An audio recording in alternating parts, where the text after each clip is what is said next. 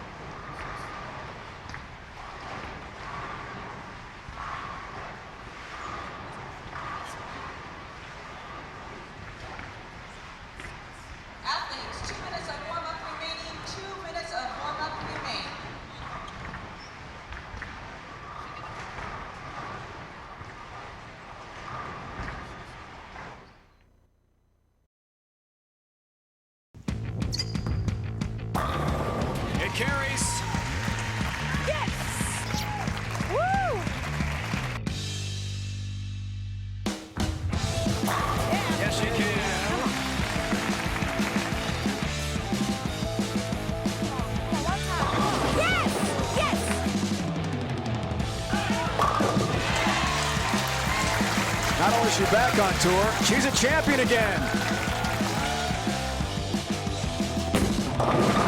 Yeah! The legend. Here's Shannon O'Keefe. Incredible. What a moment for Shannon O'Keefe.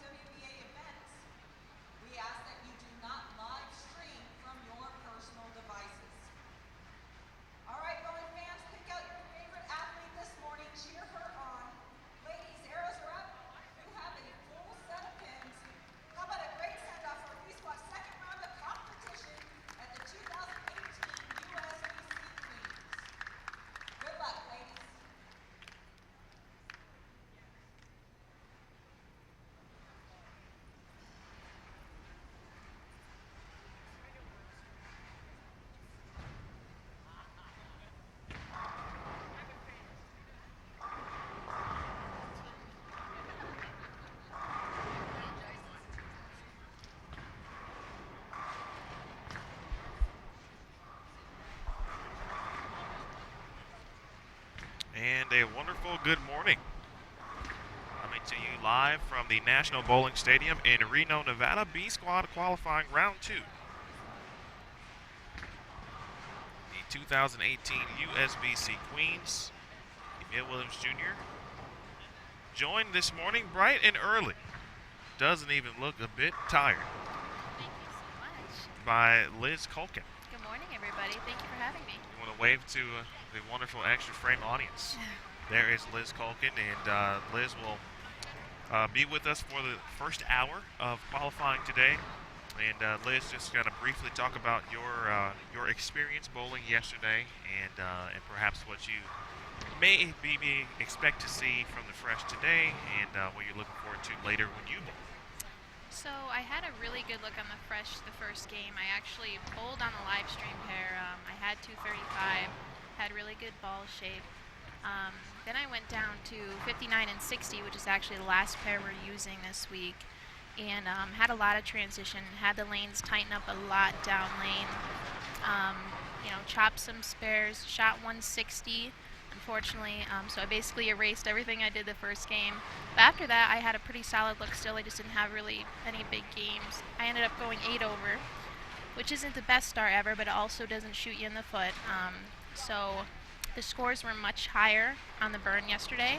I have heard some talk about how B squad is a little bit stronger than A squad, but I definitely heard that they opened up a lot more, so I'm pretty hopeful about today. On the fresh today, since the squad is a little bit stronger, there's a little bit more rev rate on this squad. I believe they're going to start a little further left, which I think is going to affect a lot how we're going to play them later compared to how these guys played them yesterday. But I definitely think that the burn is the higher scoring of the two patterns, so it'll be interesting to see how this squad fares up on it compared to how we did yesterday. Today's coverage, of course, 49, 50, 51, 52, and 53 and 54. We'll get into some on-the-lane coverage here in just a second, but how's your experience been so far in Reno, and what are you looking forward to just, I guess, throughout the week and maybe besides bowling, if that makes sense? Yeah, I'm pretty excited this week because actually we rented a house, myself and two other of my friends, and that's been a really cool experience because I have been to Reno before, but it's kind of been like I've been at Silver Legacy and pretty much walked across the street here, so I really didn't get to see Reno that much. Since we have a house, we've been able to drive and see a little bit more of Reno. I think we're going to try to go to Virginia City. Nice. Later in the week, which I guess is like this historical part of town.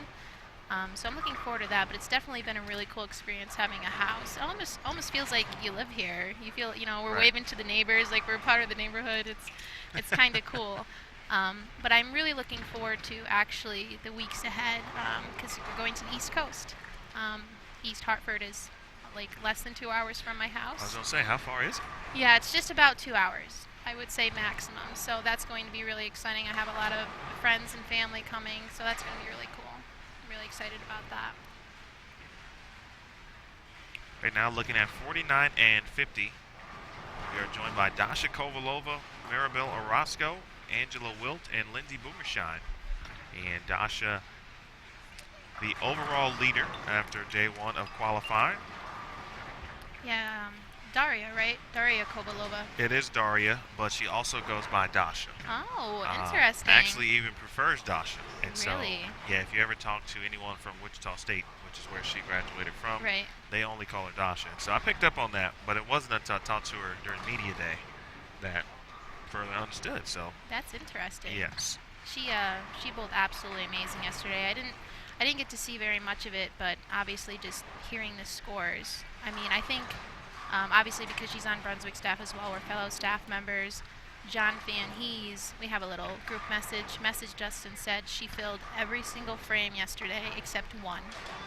And that's really an incredible feat on something like we're bowling on for 5 games to fill every single frame except one. That's really impressive. That is called getting it done.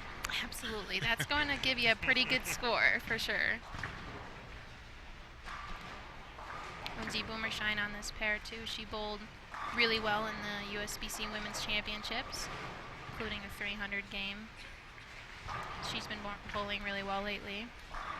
Did you have a chance to bowl the Women's Championships this week? Yes, I did. I bowled right before the Queens, like I feel like a lot of PWBA members did. There was a lot of us there.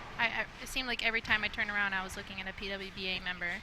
I did it right. I shot 704 in team event, kind of mediocre in singles and doubles. I think 590 and 580, 1888 all events, which was decent.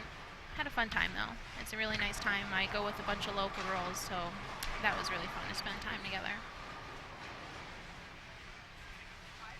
There's Maribel Orozco from Mexico. Part of a very strong Mexico squad here. They got at least 4, no, maybe more than that. I think 5 to 6 players in the squad this week here bowling the Queens. It's really cool. I know that obviously the big one we know about is Sandra Gongora. I know that Maribel actually has a sister, Raquel, that goes to the University of Nebraska. She's a really good player. She's really developed there. I think she's maybe going into her 3rd year this upcoming season, and she's really developed a lot. Talked about Dasha Kovalova leading the squad. Let's take a quick look.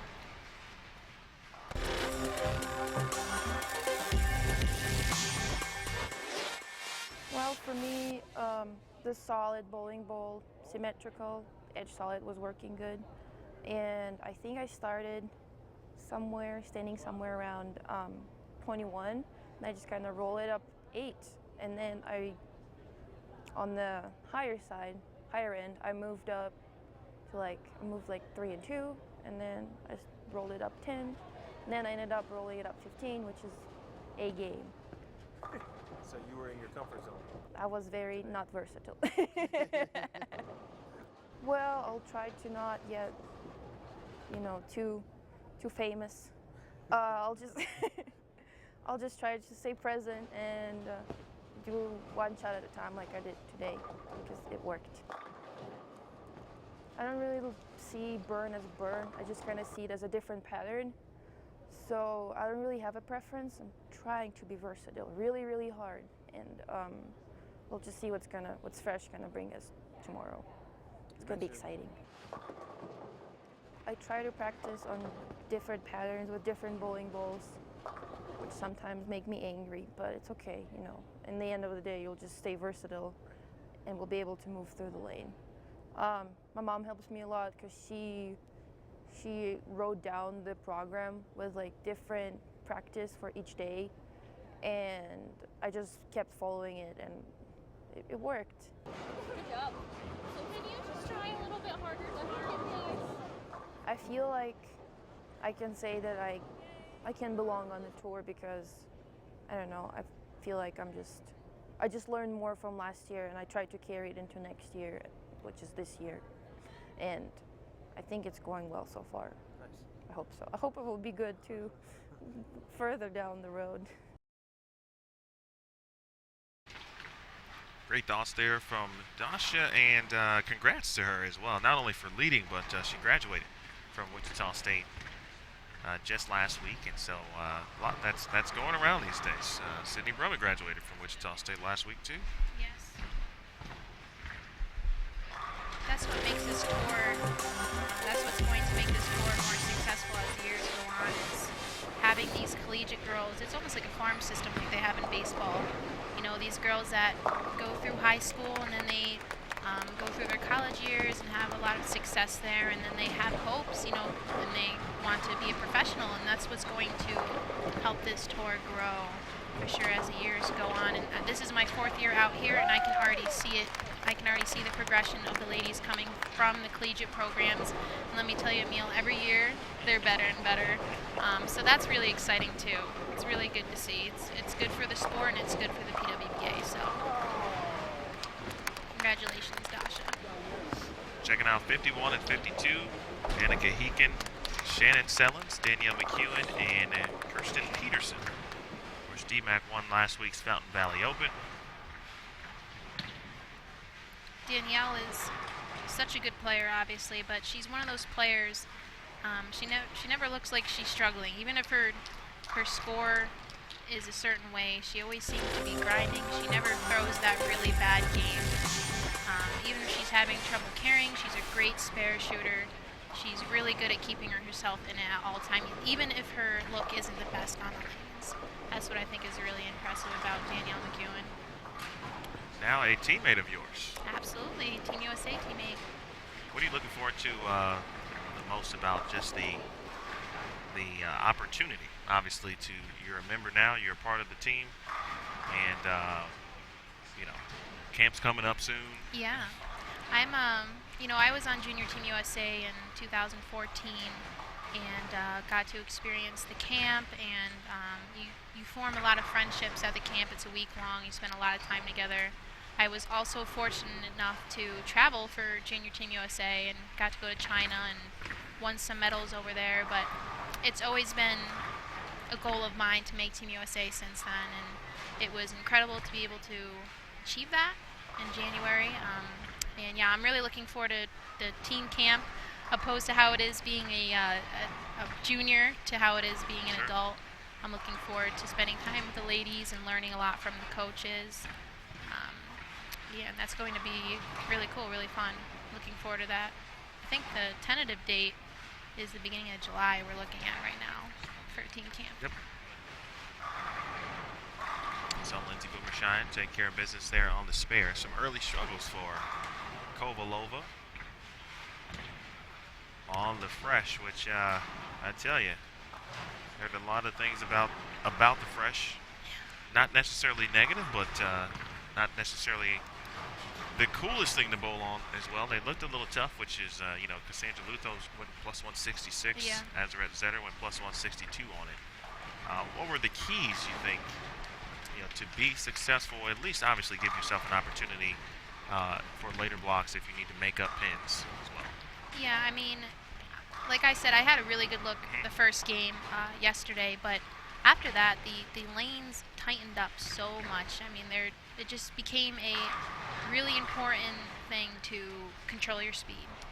I almost had to feel like I was decelerating on the bottom of my swing, because being aggressive on the bottom, you always want to be aggressive, but you definitely, if you were too aggressive yesterday, you were going to blow through the pattern, really, no matter what ball you were throwing. I was throwing a relatively strong ball. I was throwing the new DV8 Terminal Solid, which is a pretty strong ball, one of the highest in the DV8 line, and I really almost had to feel like I was decelerating on the bottom of my swing, or I was going to go through the back of the pattern. So I think as the block goes on, you'll see a lot of ladies actually migrate further right, just increase their ball speed a little bit. That was a much better shot by Dasha.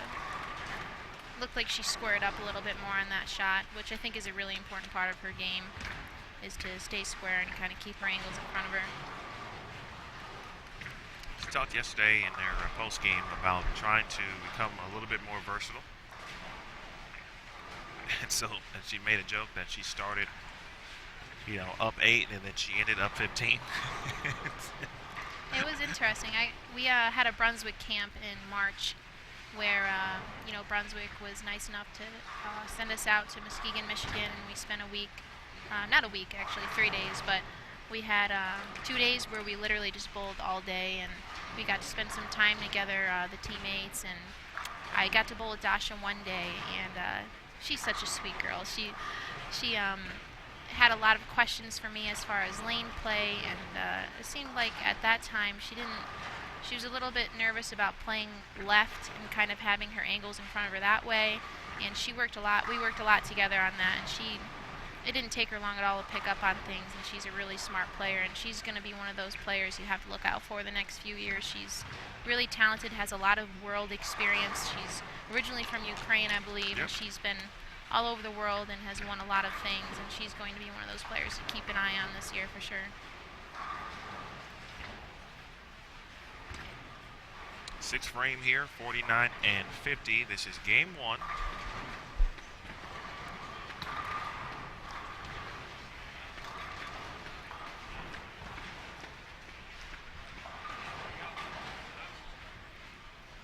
The old, make sure everything is right. Sometimes when we come back in the next day, everything that we had set the previous day is tampered with. As if there was something just kind of perusing throughout the building and made its way to our live stream area. Who knows? I mean, this bowling center has a lot of history. It's kind of, who knows if there's some ghosts walking around here.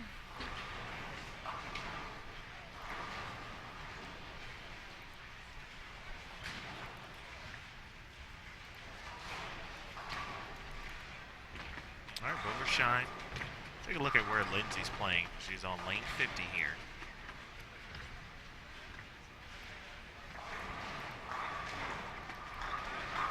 Good shot. Really good shot. And it's interesting to see how these players are going to attack this fresh, because there are a few different angles you could play. I'm not too surprised to see Lindsay a little bit further right, squared up, being rather direct at the pocket. And you kind of have Dasha, who's a little bit more up the boards, likes to keep her angles in front of her, which isn't too surprising because Lindsay has a lot more tilt than Dasha does, but it's interesting to see how these different players attack this pattern. I'm sure we'll see Danielle. Social media is everything nowadays. I mean, it's how everybody does their advertisement. Everybody promotes. And it's really cool for us as the professionals. She's a lot more forward roll, so she probably has a lot more room playing there. First look at 53 and 54. In power, Kaiser Wegner from Sweden, plus 218. Second overall coming into today. Tina Williams and Laura Plazas also on the pair here. A lot of international talent on this pair with Laura. And how do you say Wegner's first name? I believe it's Kaiser. Kaiser. This is Jenny Wegner's little sister, I believe. Yeah. A lot of talent from Sweden out here this year. They're very good. And that's something that we all know. But for those who may or may not know that, Sweden is very good. Absolutely. I think they've bowled the most kind of total events so far within since the relaunch really of the tour. Last year they did bowl I think they bowled the Queens, or at least a couple players did. They also bowled the U.S. Women's Open as well in Plano, Texas last season. This year they started the tour essentially and bowled the first 4 events. Right. Yeah, there's a lot of talent from that country, that's for sure. There's probably, I would say this week, or this tournament, there's at least more than half a dozen here. I want to say 8 to 10 maybe. It's funny because, they tend to stick together and they walk around everywhere together, and it's like a big group of them walking around. Nice girls, though. You just mentioned in kind of comparison to tilt and rotation and various things like that. From a bowler's perspective, for those who may not know, maybe not exactly what you're referring to, or how to apply it for what they see on the lanes.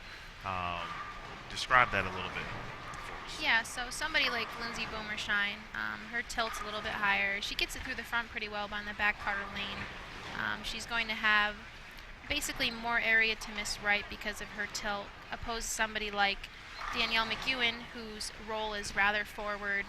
She plays the lanes a lot straighter most of the time because of that. For me, I would say it's very important, especially out on the women's tour, to have a little bit of both.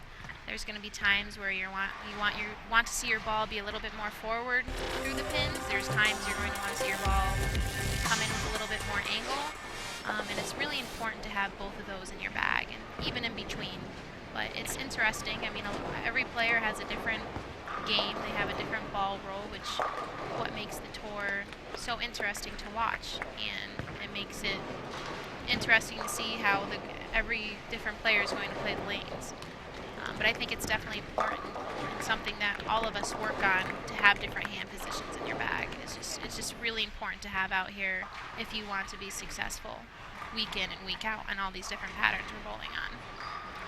What was, if any, an area that you decided to work on, or that you kind of focused on in the offseason to be prepared for this season? Absolutely. I definitely tend to like to see my ball go left to right. I have one of the higher rev rates on the tour out here, but something that is really important I learned going through the years I've been out here is to be able to play right and keep your ball in the track area, and basically it helps you stay out of trouble more often. What I mean by that is players like Liz Johnson, for example. If you watch Liz Johnson throughout an 8-game block on tour, she doesn't split very much.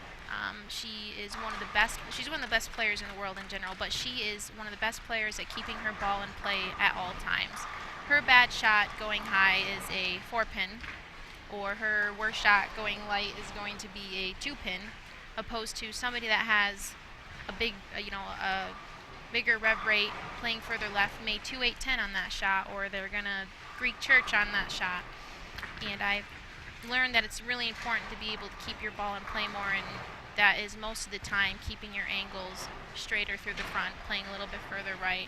And of course there's times where you're going to have to jump left, and there's also benefits of that as well, but I definitely worked on being able to keep my angles a little bit more in front of me, playing further right.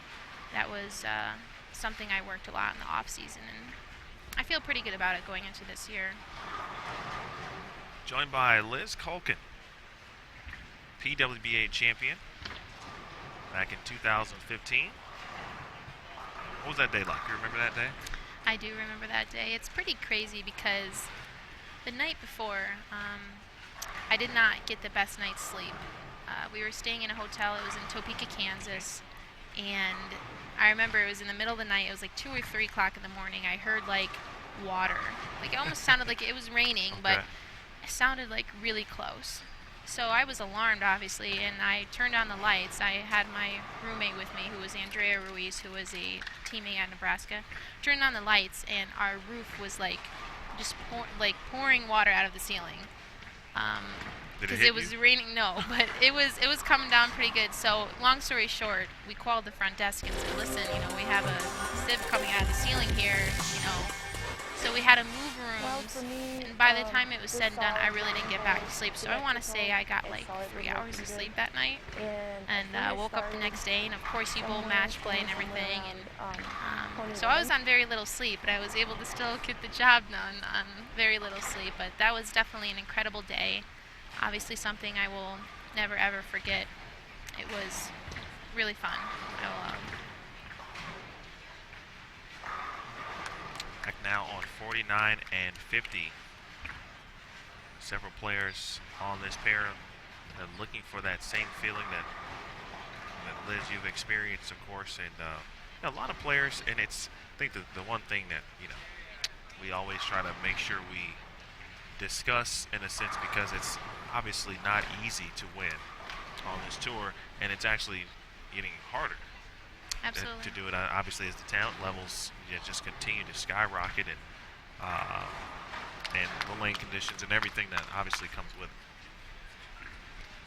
Yeah, I mean, like I was saying to you earlier with the collegiate girls and coming out of those programs, and honestly, even the veteran players out here that are still really good. I mean, players like Liz Johnson, like Kelly Kulik, like Leanne Holstenberg. Those players are veterans out here, but they're still really good players. So it is becoming harder and harder every year that I come out here to even be putting yourself on a show, giving yourself an opportunity to win. We have a lot of bailouts. Looks like on these pairs here, a lot of players that kind of started off shaky and then have been able to put together some strikes here at the end to save their games. One of them including Dasha Kovalova. We saw a little bit of that yesterday as well. So the pattern seems, while it's certainly difficult, but it does seem like if you can get a little room, there is some opportunity to string a few together. Absolutely. On the fresh especially, it's important to find that area where you're going to have hold. And it looks like Dasha has kind of fallen into that line right now.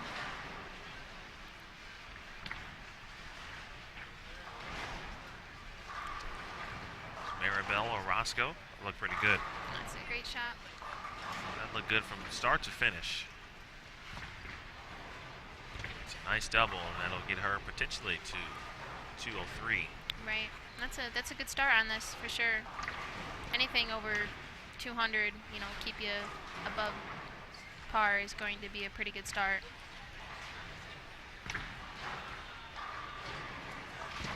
It's also something you can build on for the rest of the block. I asked some of our players yesterday. We had Shannon O'Keefe, Brianna Cote, and Sydney Brummett, and talked about the oddity, essentially, of having to manage time because you have so much downtime, in a sense, this week. But it sounds like you guys have a plan, to go check out some other things within Reno and its surrounding areas. But what did you do yesterday, for example, because it's so different than what we're normally accustomed to the first couple of weeks at a standard event? Right. It's funny you mention that because all of the regular PWBA players out here, the people that are here week in and week out, we chatted about we have so much downtime because we're just not used to having that. The first 3 weeks we're bowling 16 games. If you're making the top 32, you're getting a blink of sleep, and you're up again in the morning bowling 8 games. And if you make it all the way, you're pretty much out there all day on Saturday as well. So it has been a little bit different this week. You have a lot more downtime. You bowl 5 games opposed to 8. So yesterday I actually went back to the house. We had a really nice dinner. We cooked dinner at the house, which is also really nice. Something that's really nice about having a house is being able to cook a homemade meal. Sure. Because you don't get many of those out on the road. And I know for me personally, I've been out almost a month now, and the homemade meals have been rare. So it was nice to have a homemade meal yesterday. After that, we actually found this place called the Baked Bear. Aaron Smith actually saw my tweet about it. It's basically a custom ice cream sandwich place. So you could pick any cookie you wanted. They had like chocolate chip, peanut butter, snickerdoodle, all different kind of things, and whatever ice cream you want. And they put it as an ice cream sandwich, and then they like hot pressed it. Right. Where the ice cream didn't melt, but they made it like melty. Right. It was amazing. That was really fun. We were gonna go to Lake Tahoe, but we ended up doing some relaxing too. Like we just kind of lounged around, FaceTimed my parents. I haven't been able to talk to them very much the past few days. So we did some relaxing, but we also did some adventurous things too. It's always nice when you have that time to relax, because there's a lot going on, and it's nice to have that time as well. We saw Daniel McEwen had the back 8 for 244. It's a great game. Mentioned the kind of bailing out a game here for a couple players. Dasha does get to 211 and carried a very nice Brooklyn, and her reactions to it She cracks me up. were awesome. She cracks me up. But yeah, I'm sure after the third frame, Dasha was probably thinking may not bowl 200 this game. But that's what's part of being a great player out here, is having the correct mentality and, you know, treating each frame as its own. That's really important. I think somebody said to me a few weeks ago, I believe it was actually Kelly Kulik, a great bowler has a short-term memory. And I think she said it to me the first week. I've been living on that quote ever since she said that to me, and it is really important to have a short-term memory out here, because if you don't, it can really get you in a lot of trouble. Well, I know you love baseball. I do. And so that sounds like the closer mentality. Yep, it's actually funny because I chatted to a few of my friends about it, and we're all really big Yankee fans. And Mariano Rivera, Sure. One of the best closers, not only for the Yankees, but in the Major League Baseball.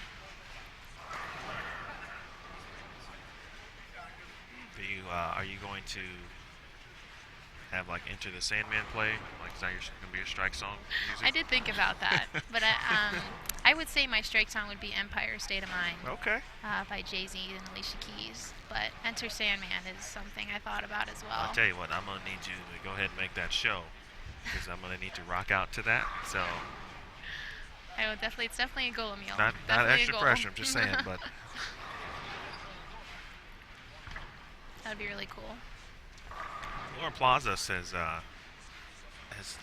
not sure if she's doing something, from a bowling ball perspective, 'cause I can't tell what she's throwing. It just has the look like it could be your thing, but it could be just, an appropriate amount of surface. I think it is urethane, Emil, because when I was standing watching practice before I came and sat next to you guys, it did appear that she was throwing a pitch black. It looks like she's going to try and idle here on the fill ball, kind of see what reactive looks like for her, but I do think she was throwing urethane.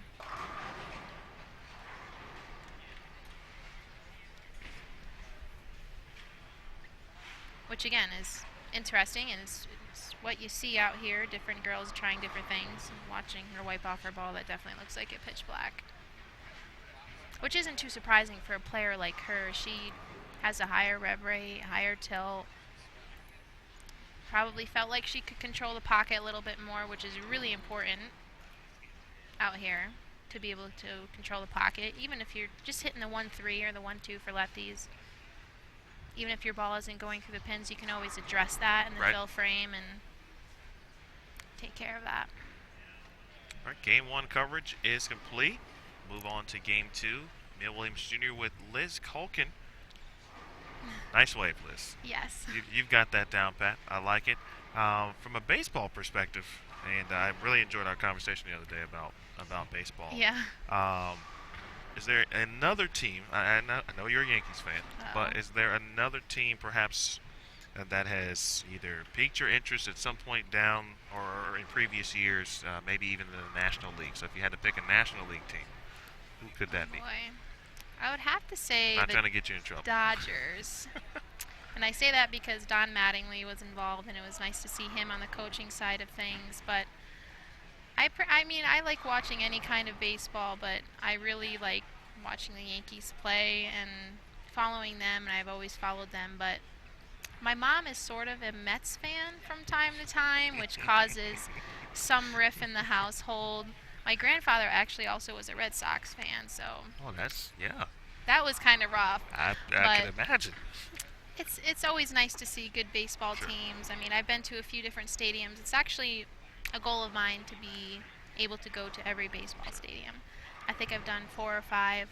It's something I try to look into whatever city we go to if I can catch a baseball game, even if it's a nosebleed seat and it's for like, a few innings. Sure. At least I was able to experience the stadium for a little bit. Absolutely. And actually, I'm looking at John Van Hees standing over there. He did that last week. He went to the Angel Stadium and he just got a nosebleed seat and he just wanted to experience the stadium. He's actually a Dodgers fan, so he was in enemy territory.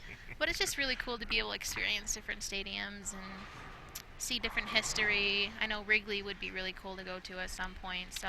Can't talk to you anymore. I'm sorry. I was just throwing it out No, there. but you are correct. I do enjoy going to Wrigley, even though I'm not a fan of the team. I'm the other side.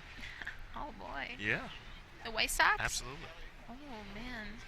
Wow. Been kind of a painful thing the last few years, though. And on that note, we talked to Liz yesterday, or 2 days ago, I guess at this point, about baseball during Media Day. When we come back, we'll see if she can say nicer things about the White Sox. Let's take a look at Media Day.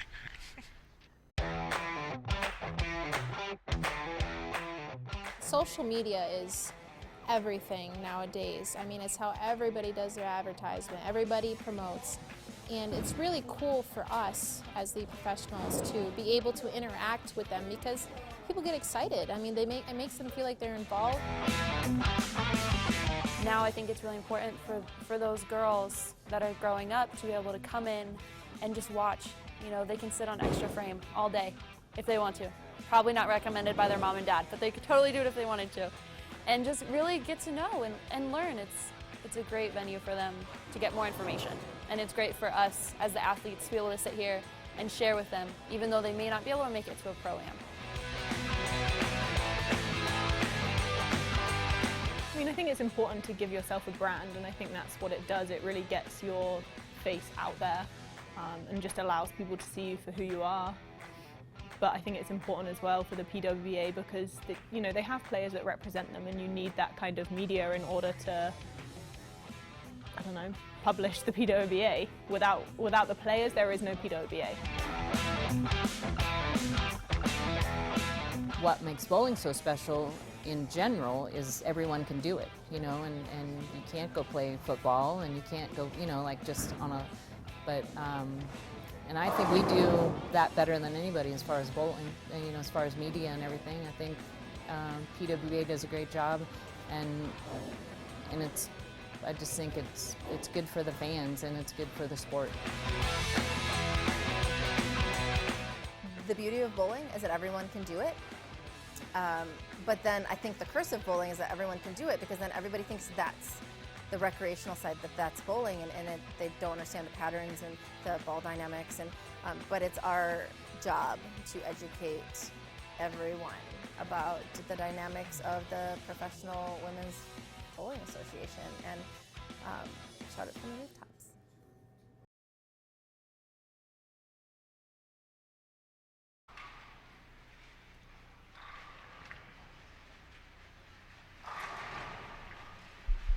Nicely done there.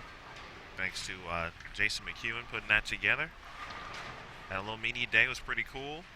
And it was the first time we did it in a way that, one, we had the space to accommodate the various stations that you normally see in that type of setting. But our goal was to do it in a way, if it was the Yankees, for example, and they had media day, and we had video station here, then headshots here, and then some promo video here, and that kind of thing. So was it enjoyable? It was awesome. I was talking to my parents actually about it yesterday. It was so cool to be able to have those different stations. There was a bit that Jason did with us. It was actually mildly awkward, but I don't know, for people who watch the NFL, they show the offense and the defense, and they show people kind of like standing there, like just like blinking or just moving. We actually did that. And, we did different poses and everything, and I think people are going to really get a kick out of that because a lot of us did our own thing, depending on our personalities. And it was really cool to be able to do something like that somebody in the NFL would do. Or, I mean, it really made us feel, you know, we are professional athletes and this is our platform, and that was super cool. That was really exciting. It was really fun to be a part of. I'm looking really forward to seeing the different results of it, that's for sure. Well, thanks. I mean, honestly, when Nicole Osborne and I, who was there last night, or excuse me, 2 days ago, and that was the goal, was that exactly what you said, was that we're professional athletes. You guys are professional athletes. We're a professional tour, and so we should, you know, have and offer those type of things as best as we can, to make you feel exactly how you should feel. Absolutely, and we definitely, I talked to multiple ladies who were involved with the media day, and we all felt very special, very honored to be a part of it all. And I've just seen over the 4 years I've been out here how the social media has grown. And it is so important for not only the promotion of the players, but promotion of the PWBA. And I think that's something that has made us grow over the years. And it's really exciting to see, that's for sure. And you guys do an amazing job with it. So. Well, thank you. Absolutely. 51 and 52, watching two legends. Yeah. You've got Kelly Kulick, Liz Johnson, and joined by Mandy Eatum and Raylan Hazen. Definitely a talented pair for sure. It's always cool to see two players like Liz and Kelly bowling together on the same pair. Like you said, legends, history. Those are, you know, within the last, let's say, 15 so years, we'll just say. I'm not sure there have been two players, especially when there was not a tour. Right. Two players who have done more to keep women's bowling at the top of mind than those two. Absolutely. And I believe Kelly, I believe she still is. She's a PWBA spokesperson for us, and I really don't think we could have a better spokesperson than her. She is really good with every kind of crowd. She's definitely not afraid to speak her mind and you know, share her thoughts, and she's a very, very smart person. And I think we're all very lucky out here to have somebody like her representing us and, you know, fighting for our sport. I know for me, I wouldn't rather have anybody out there fighting for us. So. Ultimate professional. Absolutely. In every way. Always keeps it real with you too. Oh yeah. Very honest. She's you know, she's a New Jerseyan, but she, I would say all of us Northeasters have a little bit of that I'll tell you how I'm feeling mentality, and she definitely has that, and I love that about Kelly.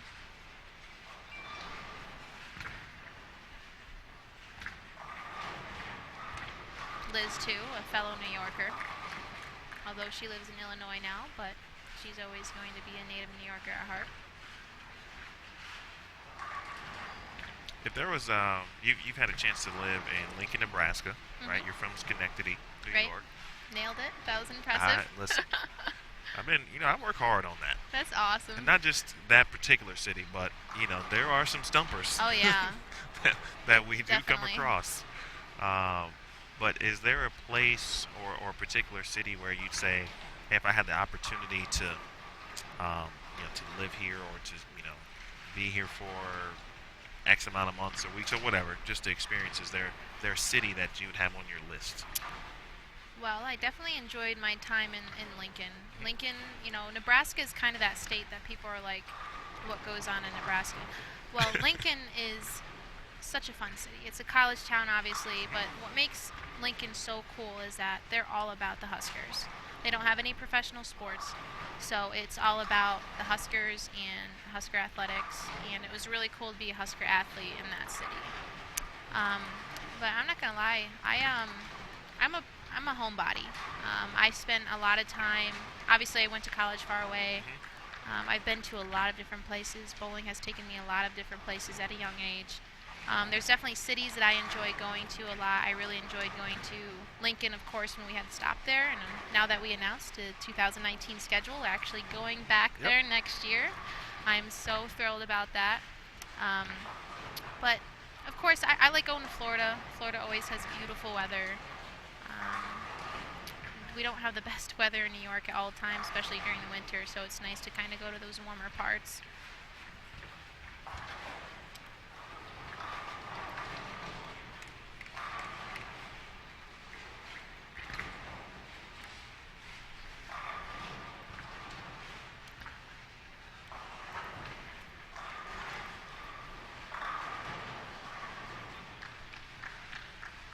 '53 and '54, Nicole DePaul Miller, Nicole Wilson, and Amanda Vermillier. It's really nice to see Amanda back out here. She's another Brunswick staffer, fellow Brunswick staffer, and I know that she was super excited about coming back. I don't think she's bowled in a women's event since it's came back, so this is kind of Amanda's debut. And I know she was really excited about coming out here. Another former Husker. Indeed, and I couldn't agree more. It is great to see her in a little bit of a tease. We hear some thoughts about, or from Amanda directly, about potentially what it's like to kind of be back in this environment. So that's all I'll say. I'll say keep an eye on bowl.com. Oh yeah. Later today. She's an extremely nice person. So always so bubbly, you know, always in a good mood, always has a smile on her face.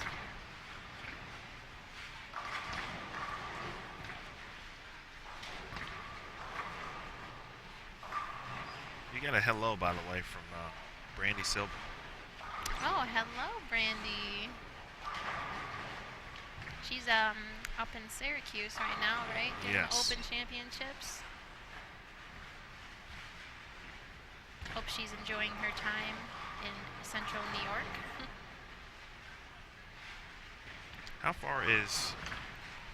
Where is Schenectady just kind of in relation to the state of New York? So Schenectady is about, I would say, halfway up the New York line from New York and Vermont. It's fairly close to the border of Vermont. Kind of smack dab in the middle to the far right, if that makes sense. It's funny because, you know, I'll tell people I'm from New York, and this happened a lot when I was going to college in Nebraska. People have this idea that New York State is New York City, and that's it. That happened a lot in Nebraska. You know, I would say I'm from New York, and they're like, "Oh, New York City, like, you know, have you been to the Bronx? Like, where are you from in New York City?" Or a lot of people used to say, "Oh, well, Lincoln must be small apples to you," and that was the absolute opposite. I'm from a rather, you know, my town probably has like 15,000 people. I graduated with like 120, so I was actually culture shocked when I went to Lincoln, Nebraska, and Really? people, you know, kind of thought that it was a walk in the park for me, Right. so that was kind of funny. How about that? Yeah, I'm a small town girl. I like it that way. But you're not living in a lonely world, right? No. Okay. No. Okay. No lonely world here.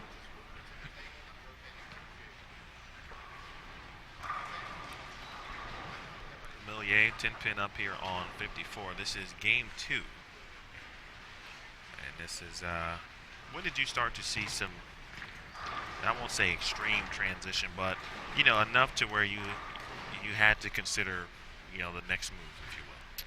I'm going to say the second game. Okay. The second game, probably third or fourth frame, honestly. That happened pretty quickly. Again, I'm not sure how quickly it's going to happen for these ladies because I do believe that they started a little bit further left than we did. But I'm sure a lot of these ladies, as I look across the board here, see maybe multiple spares in a row, or they're definitely probably thinking about what their next transition is going to be, whether it's just moving their feet or changing their hand position, or if it's going to be a ball change. And that's different from player to player. Some players prefer to stick with the ball and change their hand position, or, you know, adjust their alignment, and other players are players that they reach for the bag immediately. So that's definitely a player to player thing. For myself, I am a ball grabber. I have a lot of bowling balls, and they all do different things and different jobs, so I'm pretty under the belief that a ball change is probably in order. Usually. There are different, there are special circumstances, but Have you found that to be that preference for you, I should say? Are there times where you have to kind of like fight yourself and say, okay, nope, it's not actually what I should do. I should just try to do something with my hand because that's probably what they're telling me, or that's what the lane is suggesting in a sense. yeah, there's some times where we're really lucky out here, especially if you're on a staff, a ball company staff, to have really amazing ball representatives out here. And for me, I have Chuck Gardner and John Van Hees, who are incredibly helpful with all of the Brunswick staff players. And it's really nice to have a set of eyes to go back and discuss with different things. And usually whatever I discuss with them and what we, come to a decision on, I am going to be comfortable with that no matter what, because I have a lot of trust in them. So that definitely helps me in any scenario.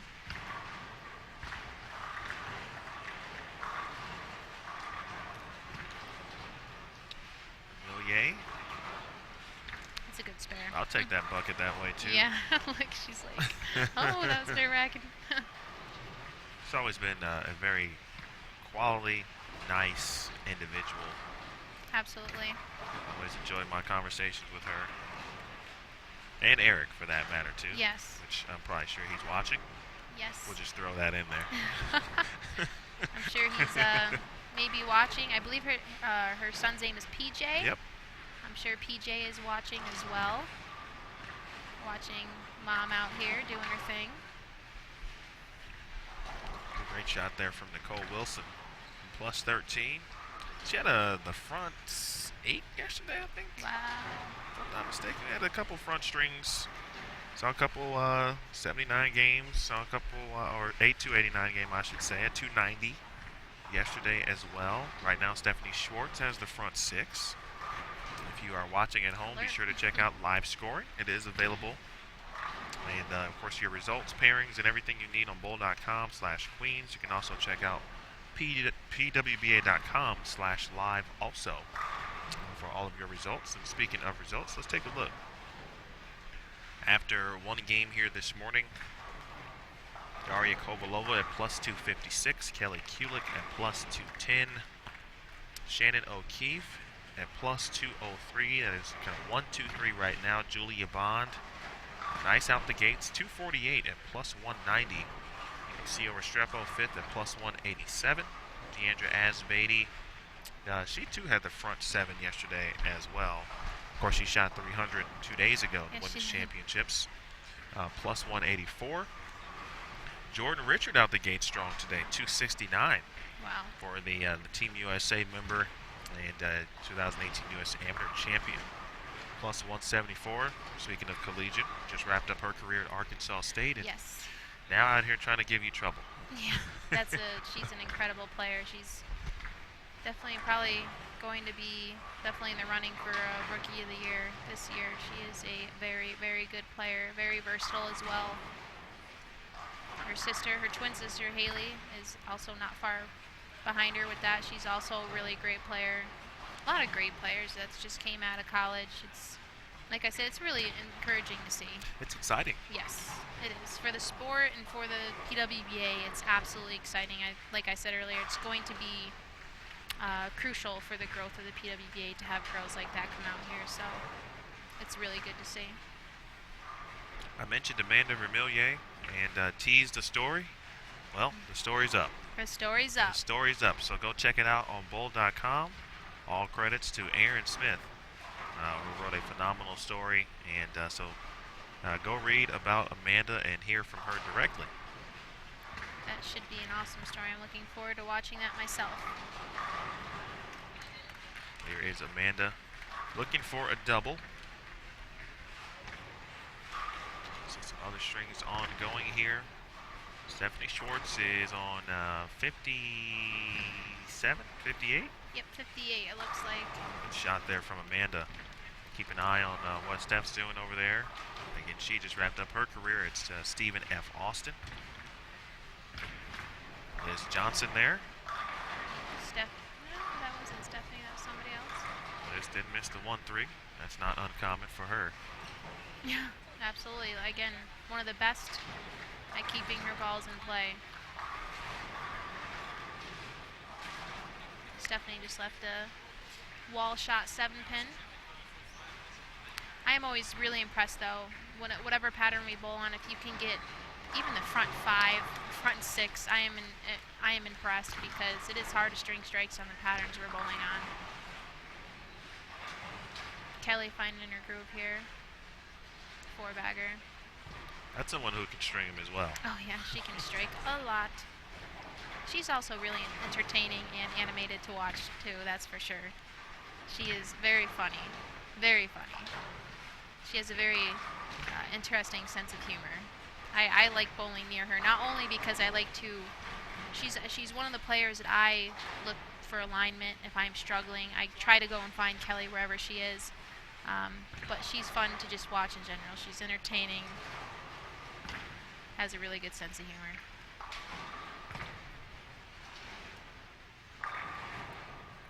A very solid shot there from Ray Lynn. I've seen a lot of players and with some solid games here. And part of the Queens, you get a lot of non-members, who aren't members of the PWBA, but you get a chance to see, some of the best non-members or amateurs out who come out and compete in this event as well. Absolutely, I would definitely agree with that. A lot of non-members that come out here and they bowl, and I've been rather impressed with a lot of them, with a lot of their games. And honestly, if I'm Raylan, I'm going to take that shot, and I'm going to be okay with that.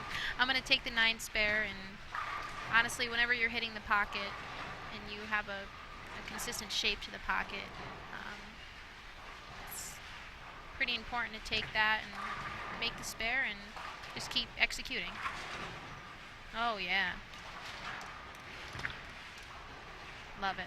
Nicely done. Take that 7-pin. You need those hits.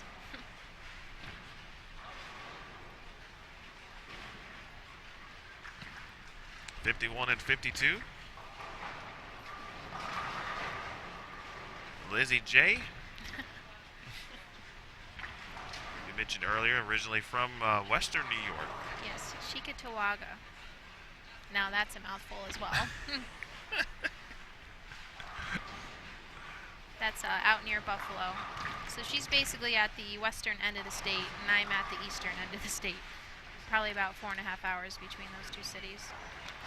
What's the drive, or how many hours, miles is it from one end of the west to east, east to west part of the state? Like, you have to just drive straight across. So New York is a really long state. The New York State Thruway that goes westbound, I would say it probably takes you 5 hours, 5.5 hours to drive east to west through New York State. I went to a Buffalo Bills game to watch the Broncos last September, and my dad and I drove back and forth, and it was a very long day because we drove there in the morning, and then when the game got over, we drove home, and it was made for a very long day. And the Broncos lost, so it made for even a much longer day than it already was. We are nearing the end of your hour, Yeah. Liz Culkin, so we'll try to get you through the end of this game here. But from a bowling perspective, we will be bowling, of course, this afternoon. Right. Probably, I imagine, it's still a little too early to tell, but from your early indications of first couple games here, what might you be doing, perhaps on the burn this afternoon? So, from what I saw, what I'm seeing right now, and what I saw yesterday, just from some of the clips that the PWBA or USBC had posted from ladies that did well, including Dasha Kovalova, I think it's going to be fairly important for me to keep my angles in front of me, not really have very much left to right going on. It's going to be very important to find an area of the lane where you can have hold, but at the same time you also have a little bit of tip. Obviously that's with every pattern, you want to find as much area as possible, but I'm definitely going to try to I'll probably be around 15, 16 at the arrows, trying to keep my ball relatively straight through the pins, having forward ball roll off the end of the pattern. And my game plan, honestly, is just to make good shots, keep my shots in the 1-3, and make spares. My spare shooting wasn't the best yesterday, so I think if I can make that a little bit better today and execute shots, I can put myself in a good position going into tomorrow. Here's Jessica Abel. That's still, I would still consider her a new mother as well. So she hasn't bowled PWBA events, but of course, much larger responsibilities. That's pretty cool. Yeah, interesting story about Jessica. She did live in Wichita, but she very recently just moved to Broad Albin, New York, which is about, I want to say 30 minutes north of where I'm from, so it's been interesting. I've gotten to see Jessica around, at home. Her husband, Ryan, is originally from Johnstown, which is near where she lives now, so they moved there to be closer to his parents, I believe. So it's been cool to kind of see her locally and bowling locally and stuff like that. But there are a lot of new mommies out here that are coming back, and obviously Jessica, Missy Parkin, Tania Moore. It's definitely an interesting idea to hear from these moms, how they balance having children and bowling out here. It's a tough thing. I mean, because obviously being a mom is a full-time job, and I give these ladies, they're strong ladies. They balance it all between being a mom, having a job, bowling professionally. It's a lot on your plate, and a lot of these ladies make it look pretty easy. So props to them. Well, we know Stephanie Johnson last year had her second child in March. Yep. Got ready, came back, and won the Orlando Open. Insane. And so, she set the bar really high. Yeah. for anyone else, a new mother at that point who will come back and at some point and bowl. But, yeah. What an amazing feat that was last year. Absolutely, so cool. Totally agree. And a lot of these ladies, they time their pregnancies so well. I mean, Jessica, Stephanie, and Lindsay Boomershine all had their kids in this time slot. And I think that's what you have to do if you want to have a child and then be able to bowl the following season. It's important to time it right, I guess you could say. Jennifer King, Jessica Abel, Sabrina Groves, Cassandra Lewis on 49 and 50. Amanda Vermillier, meanwhile, kept striking. Yeah, that's awesome. That's a nice 240 game right there. So, Phil shot left, but she will be in the 240s here with a good count. That's a great start here. This is game 2, but at plus 20, so that'll move her certainly up and add a few pins to the score column. Yep, that's going to put her in a pretty good place here going into game 3. Let's see what the number is after 1 this morning. Number was plus 48. Plus 48, and you can only assume, obviously, that number will continue to go up. We've got a long way to go before anything is said and done. And, it seems like with the time, not the downtime, but all of the time that is, within the event. So, but 5 games is kind of quick. Yeah.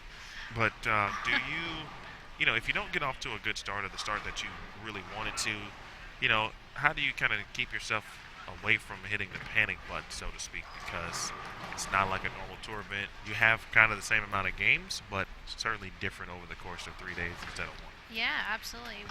I chatted with a few of the ladies about how we are used to, last 3 weeks bowling 16 games in 1 day, and now we are bowling 15 in 3.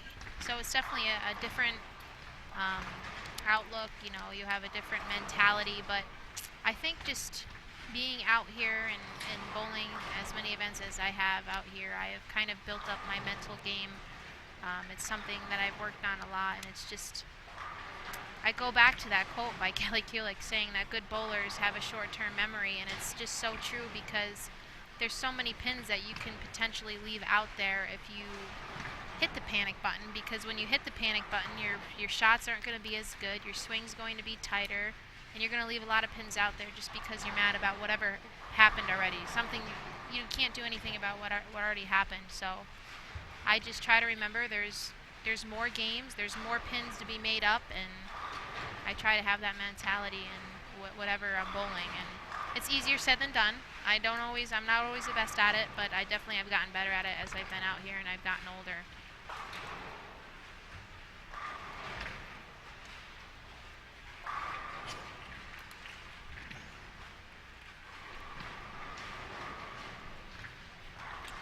So Vermilier finished with 241. It's a very nice game. Gets her to plus 61 overall. And now we're heading into the 10th frame here, 51 and 52. Yesterday it looked like if you got the ball right early, there was the potential for a little wiggle down lane and maybe some two-pin combinations for right-handers, and we saw kind of the same for lefties with three-pin combos as well. Did you see a little bit of that? Absolutely. Okay. I mean, I felt like, especially towards the end of the block, as the block went on, which is an interesting concept for I think a lot of people, especially who don't bowl on sport shots or challenge shots as much as we do. It's an interesting concept to believe that the pattern would get tighter as there's more balls going down the lane. You would think the oil would dry up or they would become more playable, but I saw, and I know a lot of other ladies did, that they just got tighter and tighter as the block went on. To the point where, like I said earlier, I had to decelerate almost. It felt like I was decelerating so that my speed was at the point where I could get some tip at the end of the pattern. So I will not be surprised if, as you guys sit here, you see a lot of players progressing right and playing a little bit straighter. First shot in the 10th here for Sabrina Groves. -1 overall, so still in a pretty solid position. And again, just a touch light, 2-4-5. Yep, and I think you'll see a lot of that as the day goes on. 2-4-5s, 2 pins, 2 8s, and it's really important for players when that happens to 2-4-5 or even 2 8 or 2 pin. If you have that 2 8 10 going on that shot, you're going to find yourself in trouble really quick. Big double 10th frame there for Jen King. We talked about a lot of the rookies and just making the way from the collegiate ranks, but Jen is an official tour rookie this season. She's a member and previously bowled collegiately at Pikeville. Started her career at Wichita State, ended it at Pikeville with a national championship. And so one of our, you'd say, an older rookie in that sense. Jen is, I think she helps Kayla Bandy coach Maryland Eastern Shore. Yep, now an assistant coach as well. So I know that they're really good friends. I believe they are roommates. You would know that more than I would with doing the roommate segment. Along with Jen Higgins. Yes. As well. That's a really interesting thing, too, to see out here who rooms together, because sometimes there's like random people thrown together, different personalities, and it's like, how do these ladies room together? But that's what makes it cool about being out here. There's different personalities, there's different, outlooks, and they somehow fit each other. It's very funny to see some of the people that room together out here. Who are you rooming? I am rooming with Jessica Aiza and Michelle Sterner this week. The first 3 weeks I rode solo. That's, I have a lot of people I talk to out here, a lot of friends, but I'm one of those people, I'm not going to lie. I really like to room by myself. There's nothing wrong with that. I like to go to bed when I want to go to bed. I take a long time to get ready in the morning, so it's nice to have the bathroom by yourself. So there's some stops later on in the year I'm going to have a roommate, but the first 3 stops I rode it solo. Final shot here for Kelly Kulik. I feel that she seemed probably not very happy overall with this game, but somehow she got to 235. I mean, that's what I'm talking about. That's these players out here. They look like they're disappointed in the game, and they shot 230 still. So that's what makes the great players out here. That's for sure. Solid game by Liz too. Indeed, she'll shoot that Clean. 217 plus 132 overall. Kulik now plus 245. That is a massive score right now. And Cassandra Lewis hoping to convert the 1-2 A-10 here in the washout. She'll take the count, and she'll get to 179, and that'll do it for us here with Liz Culkin. Liz, thank you for joining us. Did you enjoy this experience? I absolutely did. This is my second time in the booth, and it was a lot of fun. Thank you so much for having me. You're It was welcome. nice to bring in the day with you guys and be able to start my day this way, so I'm looking forward to bowling later. Fantastic. So be sure to check out Liz. This afternoon competition begins at 1 p.m. Pacific, 4 p.m. Eastern time. And that's when you'll catch Liz. So we've got Game 3 coming up, and we'll have Brittany Himmelreich joining us as well. So back in a moment, folks. The USBC Queens Bowl TV on Extra Frame.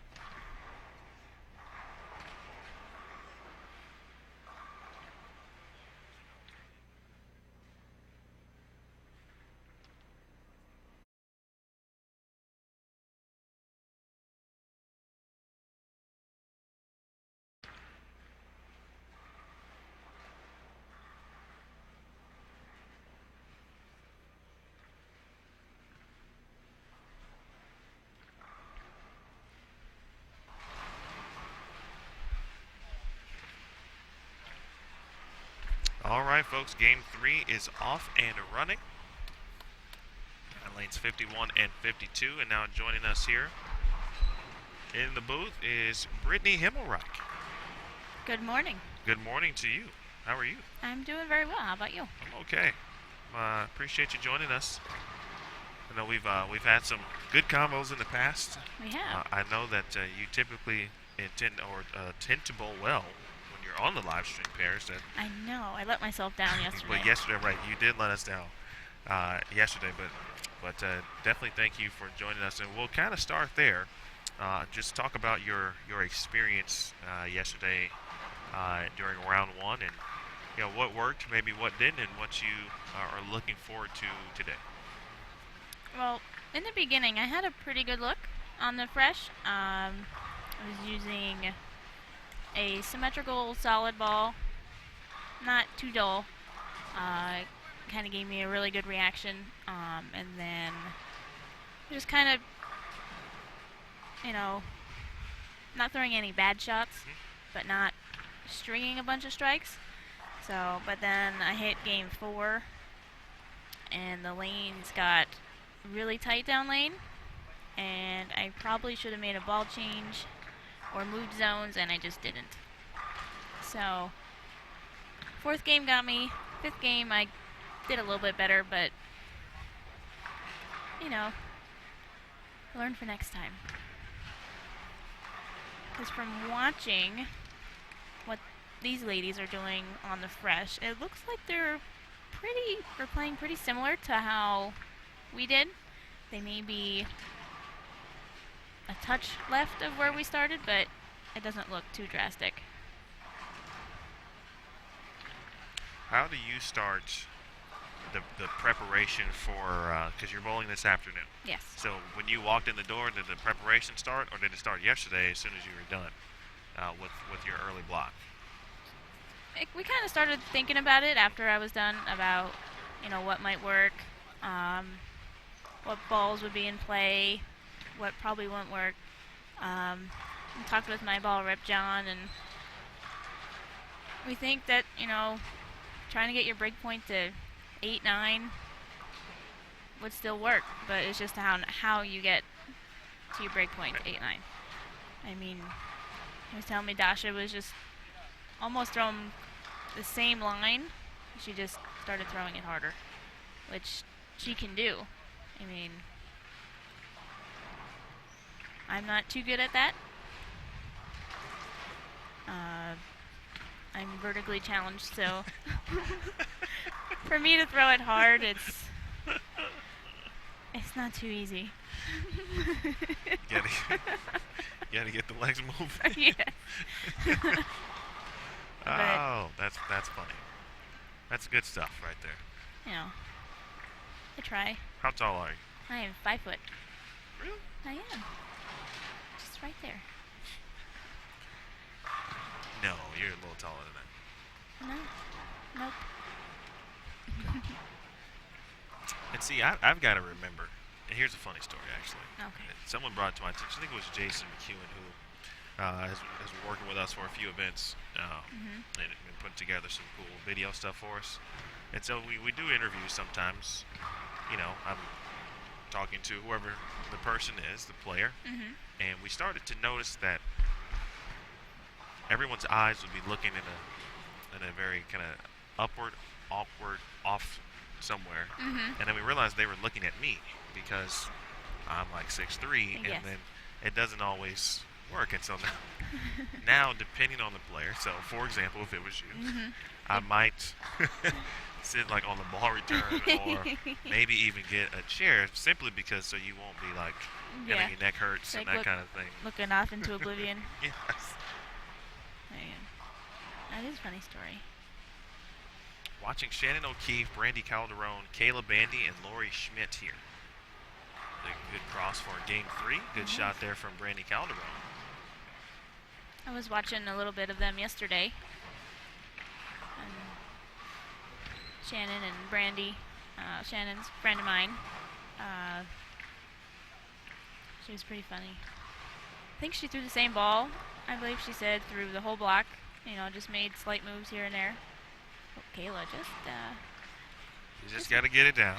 You just got to get it down. Yep. 53 and 54. Here's Jasmine Snell. It's a quality shot there. Now double.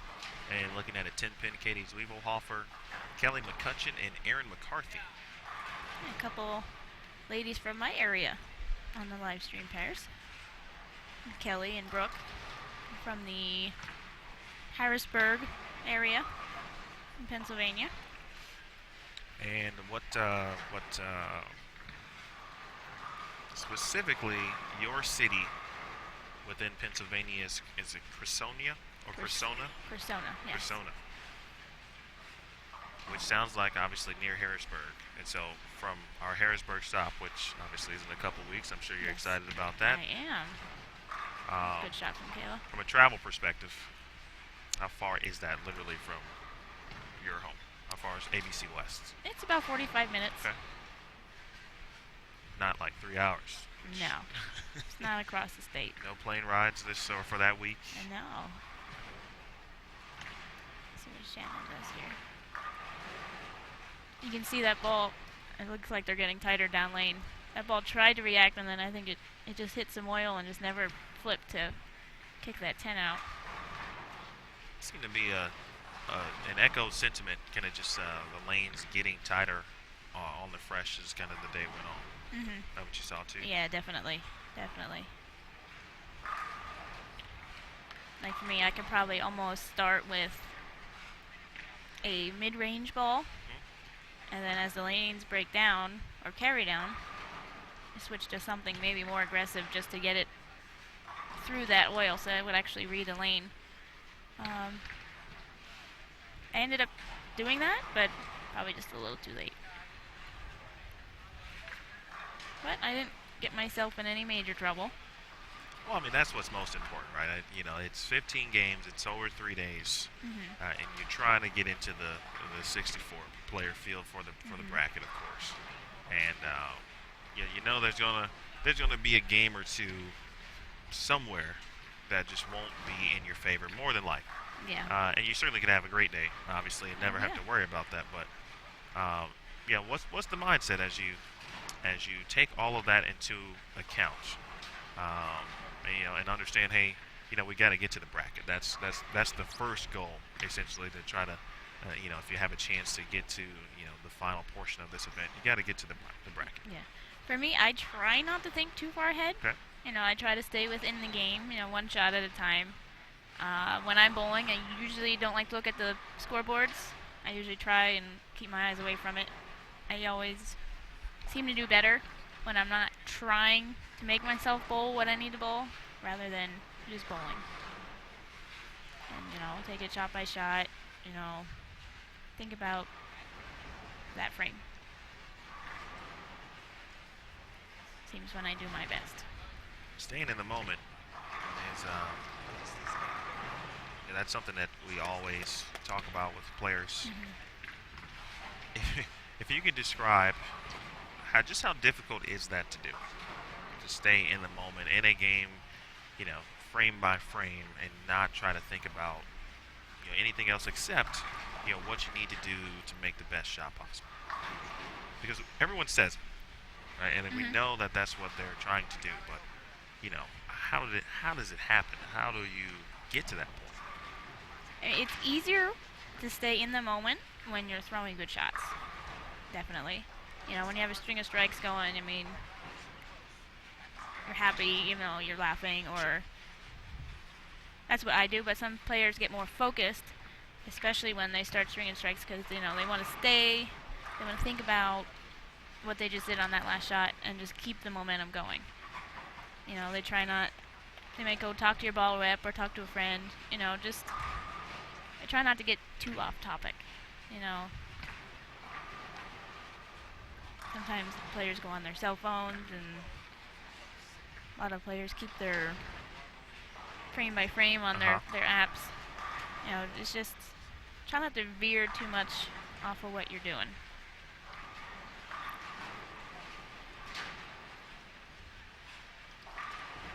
Just saw the 2-7 made off camera.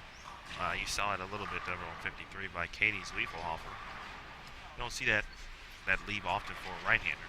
No. I did leave a 278 yesterday. Really? I did. Did you make it? I did. How about that? Good shot from Lori. Lori, I bowled with during the women's championships. Okay. She was on the same pairs. And she was telling me how she feels like she's throwing the ball a lot better than she has in the past years, and she was ready to bowl this, you know. She was going to the gym and she felt really good. And it's obviously paying off. Yeah, Lori from Henderson, Nevada, which is just outside of Las Vegas. Right now at plus 124. Yeah, doing very well. And that is right now certainly would be in the number. Let's take a look at where we are after 7 games on the B squad here. As Dasha Kovalova continues to lead here, plus 286, 211, 230. This morning, Kelly Kulik, 223, 235. She is at plus 245. Julia Bond off to a good start, 248, 238, plus 228. Shannon O'Keefe, we're watching here in our coverage during this game, plus 224. Defending champion Diana Zavyalova is plus 207 after shooting 253 in game 2 this morning. Rocio Restrepo at plus 195. Deandra Asbady is 7th at plus 187. Sandra Andersson from Sweden at plus 184. Kaisa Wegner plus 176. And 9th, Alicia Current rolling very well, following up a nice 249 in game 2 at plus 166. And that number, of course, shared by Cassandra Luthold, who shot plus 166 to lead A squad yesterday as well. Yeah, she finished up next to me yesterday, Cassandra. She had the front 8? The front 8? We had Liz Colkin on. Of course, you saw her here, and she mentioned sometimes that she'll take a peek at a particular player. That player for her is like Kelly, who, you know, she feels a little lost. She may go down and see what Kelly's doing just to kind of to see what shape. Is there a player like that for you, or a couple players that, you know, may, if you say, hey, this player's bowling pretty well, you know, maybe I'll take a look and see where her break point is and where she started from, etc. That's a good question. I don't know if I ever thought about that, actually. I mean, a lot of times John, and he's our ball rep, will kind of look where Verity is playing. Okay. She's a little higher rev rate, slower ball speed, kind of like me. She obviously gets a little more rotation on the ball than I do, but I can kind of play a similar line to her.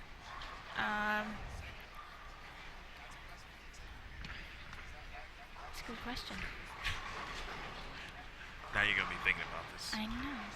Well, a lot of the times, me and Summer Jasmine, we talk a lot, and it always seems like we see the lanes the same way. Okay. We may have a different ball roll, but we can see the lanes the same way, so we'll often talk a lot like, hey, where are you playing? What's working for you? And a lot of times it's pretty similar. So me and Summer are, I would say, are pretty close. Had Summer on our Stepladder Finals extra frame broadcast during the Sonoma County Open. So she got a chance to be a part of the 268-266 Shannon O'Keefe win over Verity Crawley. I was watching. That was amazing. So this is your fourth year on tour? Fourth year? Yep. And from your experience, just talk about, you know, from your eyes, you know, where you've come from a progression standpoint, your opinion from the time you began, you know, 2015 to now. I would say it's almost like a complete 180. When I came out here, I had no experience whatsoever. Sport shots weren't really a thing in my area, especially for like league bowling or whatnot. So I was coming out here with really no experience, and you know, I came out and had to work on a lot of things. And one of the things that changed drastically within that first year was my span in my bowling ball with my grip, which helped tremendously.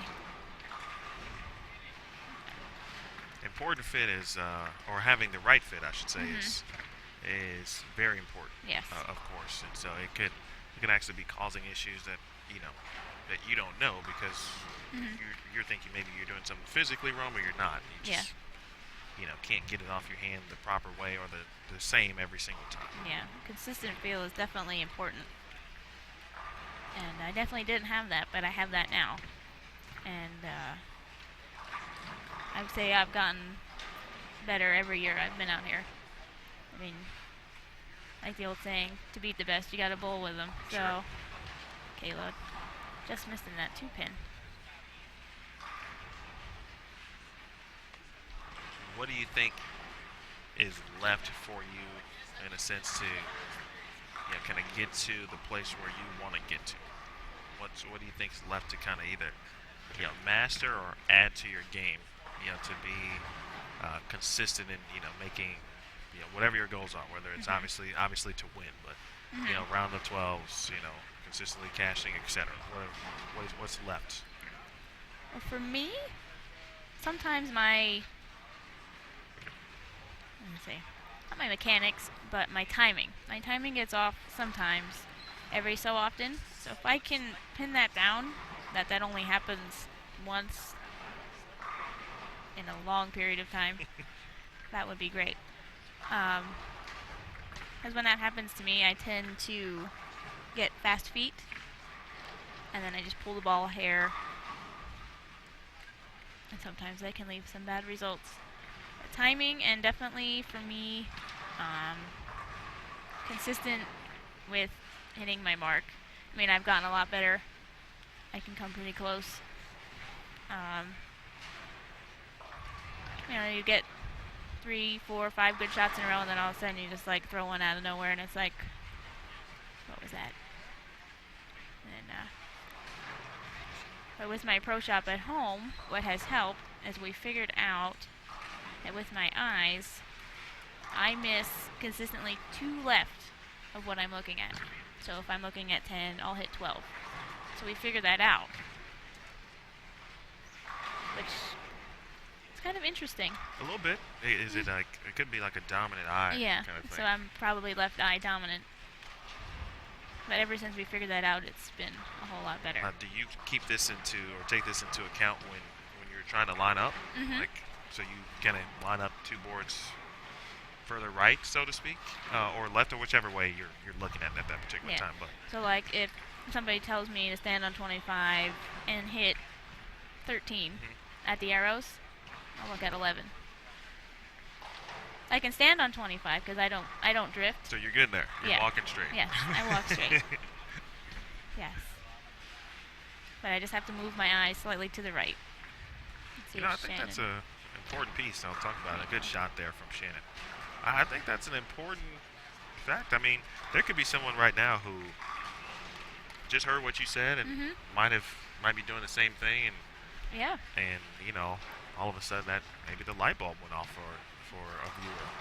So that's definitely. Like if you're consistently hitting to the left or to the right of what you're looking at, I would either take a video of yourself throwing a couple of shots saying, okay, I'm looking at this, and then go back and watch the video and see what you're actually hitting. You might be able to tell if you're left or right eye dominant. An interesting note. This is Brittany Himmelreich, by the way. Good shot there from Jasmine Snell, joining us from the 10:15 or 10:10-ish hour to, and we'll give you a few extra minutes, of course, as well. Up next, folks, we'll have Carolyn Dorn-Ballard will scheduled to join us as well, so you'll get to hear from a Hall of Famer. Britt, talk about some of the goals. What were your goals when you began your journey kind of out on tour, and now how have your goals changed and essentially progressed to kind of aiming higher, so to speak? Well, when I first came out, the goal was to, cash or make the first cut. First year didn't go very well. The second year I cashed a few times, and then last year I had a pretty good run. I made a couple first cuts. I didn't make it into the next cut. I came close. But definitely this year, it's make that next level. Because once you can make that next level, anything can happen. So true. You don't know, certainly, and the only way to know is to give yourself the opportunities to perform. 10th frame here, Calderon, or excuse me, 9th frame for Brandy. Shannon O'Keefe is in the 10th frame, already thrown the first one. It still looks like they're playing them pretty similar than that A squad played on the fresh. It's pretty close. Look, Shannon carries the 2-8. She kind of laughs that one off. She missed a little right. But it seems like on this pattern, though, sometimes you can get away with missing a little right if you get it out early. Yes, and you mentioned that yesterday. I asked you that, and you said that there were some times where you saw a couple players, maybe even yourself, if you missed right in the right part or early, there was actually hook instead of the wiggle. Yes, yeah. So instead you get 9 or 8 instead of a washout, or sometimes strike like Shannon did. A little bit of carry helps. Or the old buckets. Saw a lot of 2-pin combos. Yes. And some 3-pin combos from lefties as well. I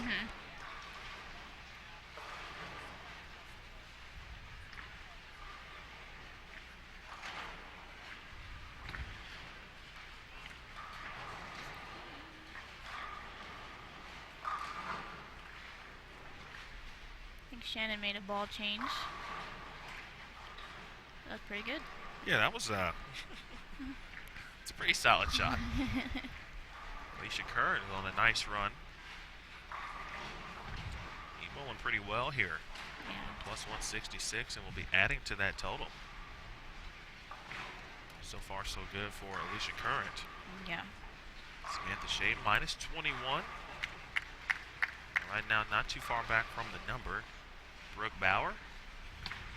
Also on this pair is Rachel Albright in the 10th frame. Speaking of 2-4-5s. There's so many ways to miss it. 223 for O'Keefe. Calderon now stepping up in the 10th frame. Of course, Brooke Bauer, when we go back to that pair, part of ABC West, of course.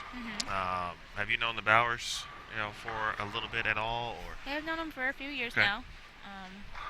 We actually run youth tournaments, and their center is one of the stops along the road in Pennsylvania. So, pretty good friends with them. Especially when you get both of the sisters together. It can be pretty fun. You get some good stories. Yeah, we learned a lot about them just over the course of the past few years. Brooke having some success here at the Women's Championships a few years back. We actually did a site visit a few months ago. We went to ABC West and learned that Nicole is a driver. Yes. And not I don't know the proper term. It's not NASCAR, for example, but Sure. Is it like funny car or something? It might be something like that, but locally in the area. So, had a nice picture and a couple things up of her car, and uniform jerseys and stuff. And I'm like, wow, how about that? Let's talk to her about that. Yep.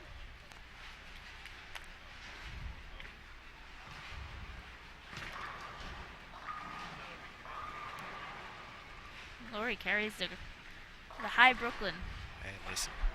Don't need to score correction, but that's the kind of break you need, right? Every now and then. Yep. Whether it's a confidence thing, whether it's it stops a string of just kind of bad things happening. Yes. You know, you need that every now and then. That is for sure. You know, you breathe a sigh of relief. You know, they throw a bad shot and nothing bad happened. It's like, okay, I'm okay. Just back to throwing a good one.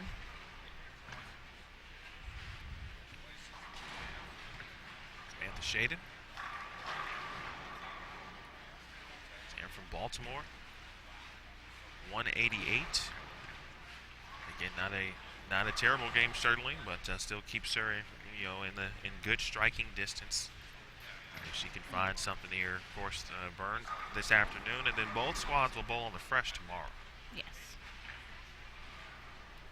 It'll be interesting to see how they play for them after it being oiled twice in one day.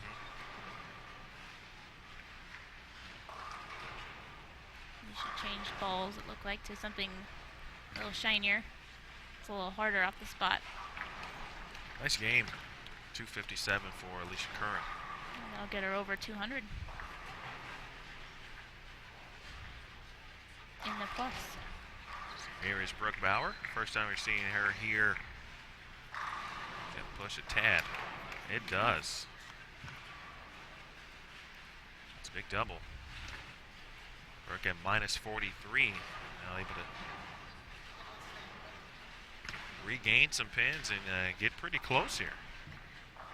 To making that number a little to 0 and over on the plus side. Yeah.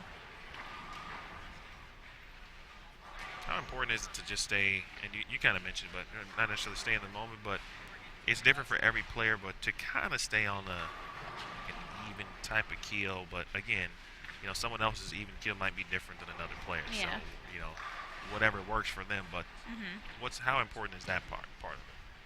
I mean, you don't want to get overexcited, because then people, or a bowler, if you get too excited, your adrenaline might start rushing too much.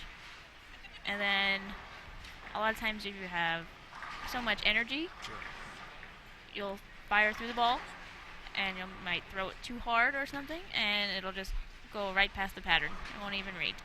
Because something like this is very speed sensitive, especially with the carry down lane. Right. So I mean, you gotta try and keep yourself calm so that you don't do that.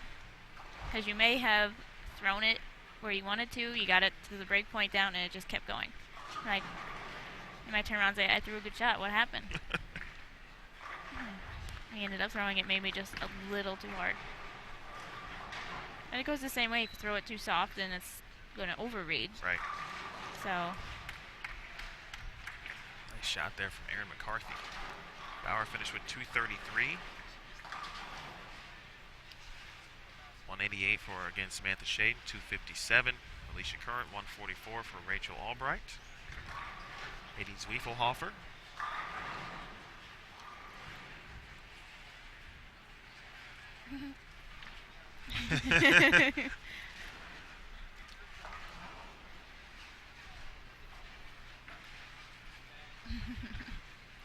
That was pretty funny.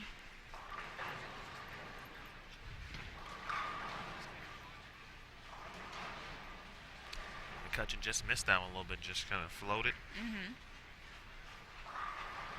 sure that's a little easy to do sometimes, as you mentioned, from the speed portion. I thought that was a very good example of that. Obviously, she missed it, but of course it was quick, and obviously never had a chance.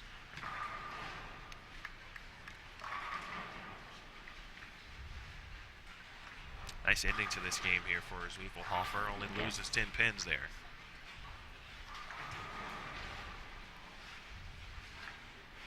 Definitely a good finish to that game. It's how you want to end a game. And now going to the next pair, you never know how it's going to play. I mean, as players, sometimes you want to try to see who's on the pair you're going to, depending on where it is. Yep. Sometimes it's hard to do that, depending on how many pairs you're actually moving, or that's when it helps to have a friend or a ball rep behind you actually say, hey, they're playing them a little different, or this lane's a little tighter than this lane, just to get yourself prepared for that first shot, and where you're actually going to stand and what you're going to look at. Bill shot here for McCutcheon.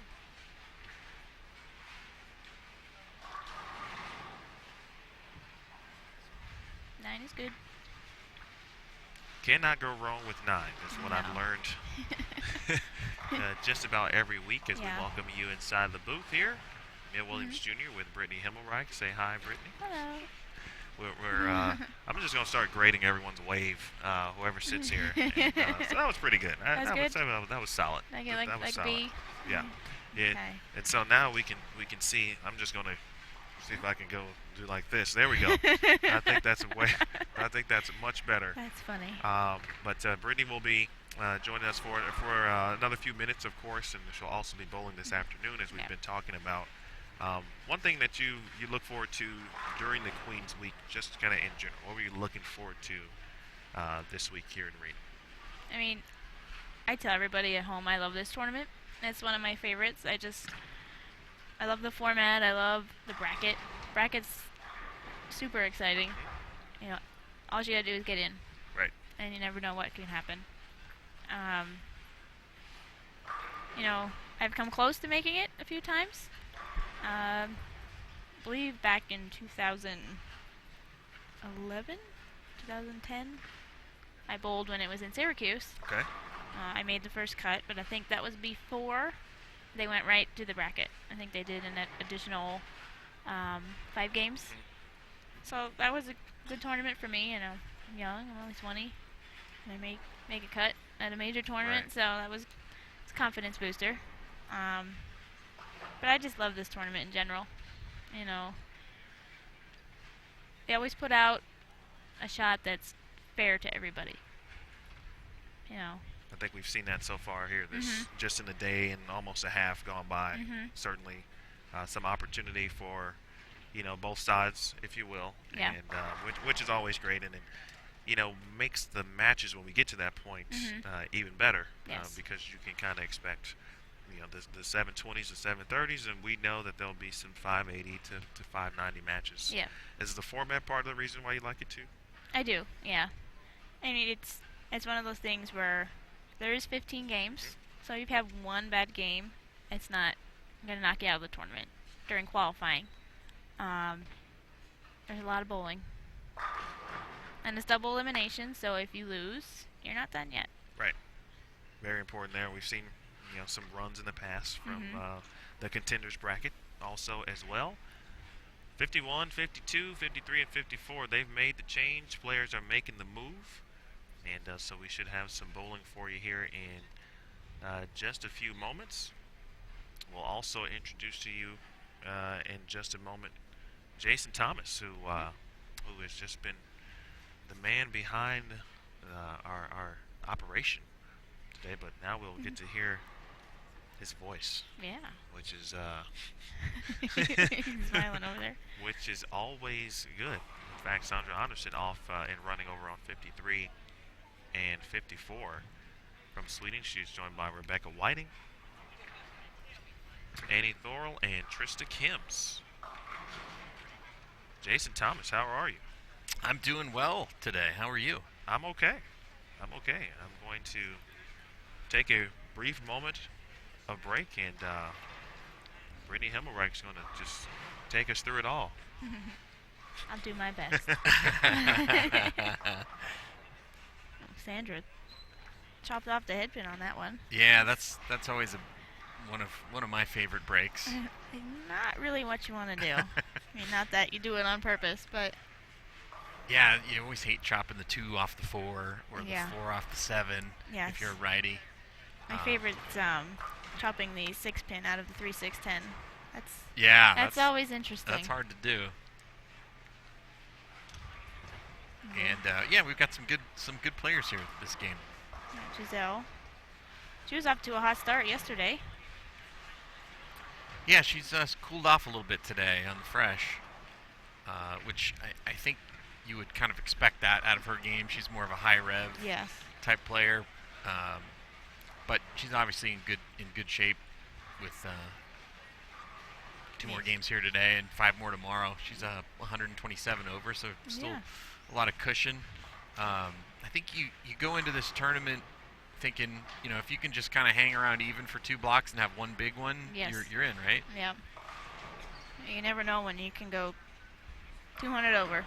You never know. Yeah, I mean, I know it's nice to do it the first day because I think it loosens you up. Yeah, a little bit. It's like a weight off your shoulders. Like, okay, just gotta throw good shots for the rest of the tournament, and I should be good. But Giselle, we said had a big day yesterday, got herself in good shape, but maybe trying some things this morning. And but would you think she would be maybe a little concerned going into tomorrow? With a player like her, I don't think so. I mean, she's had a lot of experience with college, and she made a TV show last year, and she's got some good ball reps behind her that they'll figure something out. Looks like from the first shot, she's throwing the ball that she started with yesterday, so maybe she's now into her comfort ball. Yeah. That go-to ball. It looks like, like you said, it looks like she's throwing the same ball she started with yesterday. So maybe she's at the point now where she's seeing something similar to what she saw yesterday, but maybe had a little rough go getting to that point. Yeah, so maybe now for tomorrow, she might start with something different or play somewhere different on the lane. You can change one day to another. Yeah, I think the phenomenon you often see out here is that players typically, especially B squad, will start further left than A squad started the day before, and that can get them into some trouble. And you would think Giselle would be one of those players that would like to start further left because of her rev rate, right? Yes. Yeah, you would think that. Like I said to Emil earlier, from watching on the live stream before he came over and just looking around, it looked like they were playing the lanes pretty similar to how we did in the A squad on the fresh. I said they might have been a little left, but not like a whole zone left. Yeah. Because you don't, it seems on this pattern, you don't want to get left too early because then you get into the flatter part of the pattern. Right. So.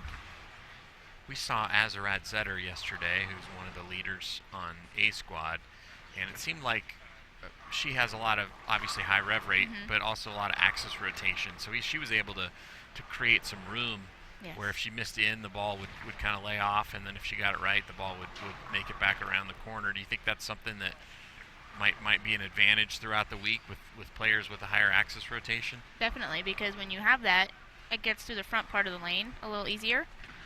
So then when you get into that flat part, it's not necessarily going to read as early as a person who comes more up the back of the ball, where the ball wants to start rolling a little earlier. So if you can get it past that part of the lane, and you get some room, you got to take advantage of it. Yeah. But what we often see at the Queens is the players that, as the tournament goes on, straighter tends to play better. Yes. Especially with in the matches, right? Because as the tournament goes on, they tend to play a little tighter down lane. The more this flatter pattern is put out there, the memory starts to wear in. That was a wild shot there from Giselle. Yeah, that was left off her hand. We saw Verity Crawley leave that with the front 8 in the stepladder back in Sonoma. That was an unusual way to end the front 8. But she made her spare. But that shot there shows you how flat the pattern is, and how you, like you said, if you start to get your feet left, it's gonna start to see some early hook. Yes.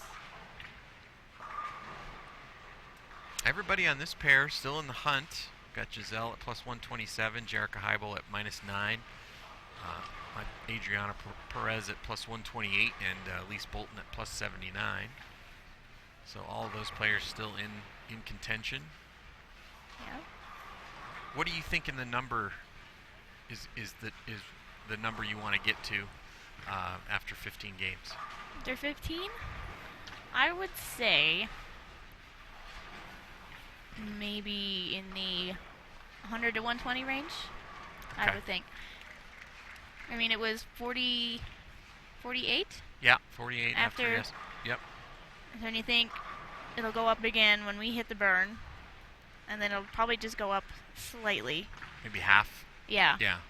Because it's both fresh, and fresh tends to, produce a little lower scores. Right. So I don't think it'll jump as much as when you have the fresh burn combination. Right. Plus the factor of people trying to get there. Yeah. Maybe squeezing a little bit, coming down the stretch. I think for me, I think that's what it'll be around. Okay. I mean, on paper, it looks like B squad is the, quote, stronger squad. It seems like there's a little bit more rev rate, a little bit more power in the B squad than there is the A squad. I think just because it was fresh burn, it's always going to be a little lopsided, but I think is there 22 in the A squad in the first cut after the first day? Or something like that. Yeah, top 5 were off of B, which is pretty normal. Yes. But yeah, there did seem to be some good squad equity, and like you said, you probably see that equal out today because A will have the burn squad. See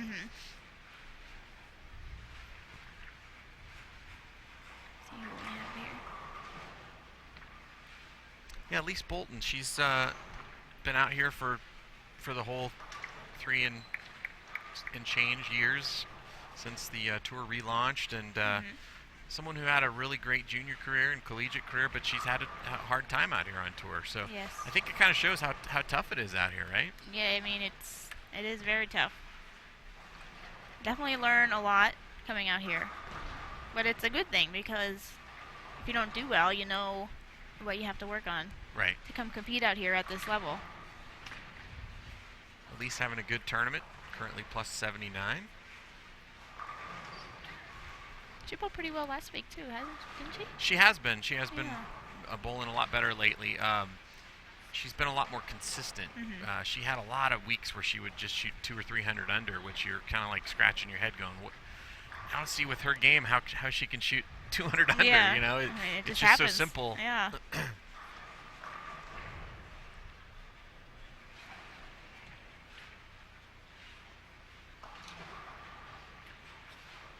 Back over to 53 and 54. Like Sandra's off to a little rough start, see if she can get it going. Yeah, everybody on this pair having a little bit of a hard time. Everybody's got at least one open frame. Trista had a double to start, but she was open in the third. Rebecca Whiting, she's minus 26, so a couple good games here would be nice going into tomorrow. Yeah. Sandra, runner-up in the Queens a couple years back.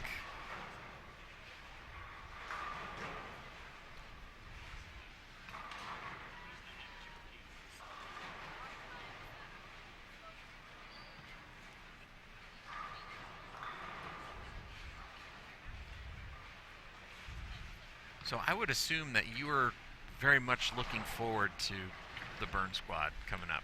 I am. I'm anxious to see what they'll be like. Yeah, and it seems like with your game, higher rev rate, like to play left to right, a lot of axis rotation, you would think that you'd be able to take advantage of what's out there, right? Yes. I mean, I think I've had a pretty good game plan. I got one set up, hopefully it works. Yeah. And where are you at heading into today? I finished at minus 26. Okay. Like I said, the fourth game kind of got me. I was just kind of moving along, shooting my 2 teens, 190s, and then game 4 got me, but it's okay. Was it because you were thinking maybe I need to shoot a big game here? You're starting to see, maybe looking up at the scores and taking some risks, or was it just a tricky pair? It was a pretty tricky pair. The pair got super tight down lane, and like I said to Emil earlier, I probably should have changed it to something stronger to try to get through that oil, or maybe move just a little bit left to try and get around it. But yeah.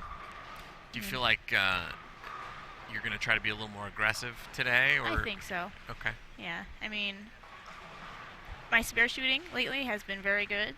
So as long as I feel like I can leave something makeable, I should be okay.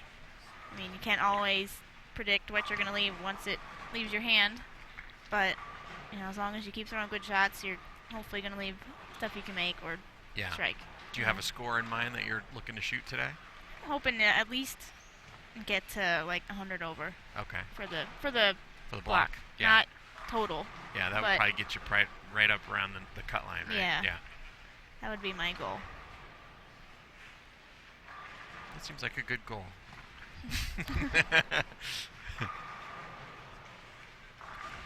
One pair we haven't checked out yet this game is 49 and 50. Lefty on this pair. Yeah, Trisha Reed, she's plus 46. Let's see how she's playing him.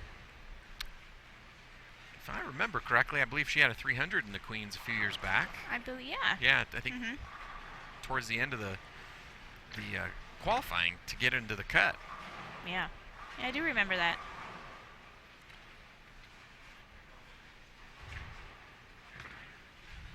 Trisha bowling with Karen Marcano, who's plus 85. Karen Barkal at plus 27, and Catherine Rothsworn at minus 50. So all these players still have a reasonable chance to advance tomorrow. Nobody really struggling.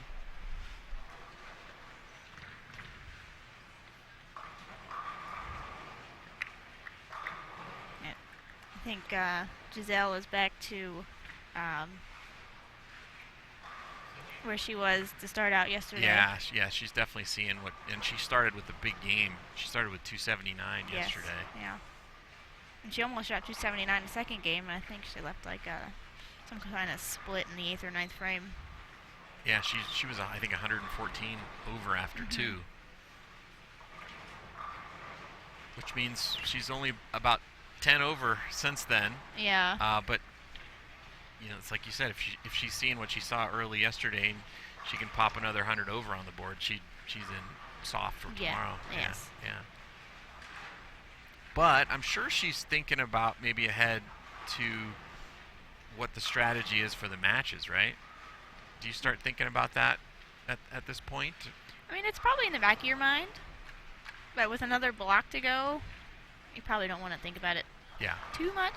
Yeah. The what ifs are probably there. Like, what if I do this, or should I do that? Yeah, and it's so much of it depends on who you draw too, right? Yes. Yeah.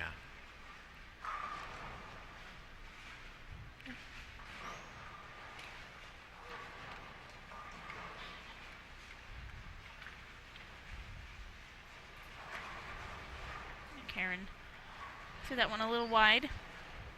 Didn't recover enough. Looks like a lot of the players are moving into shinier equipment. Maybe to try to get that angle to carry out the 10. Yeah.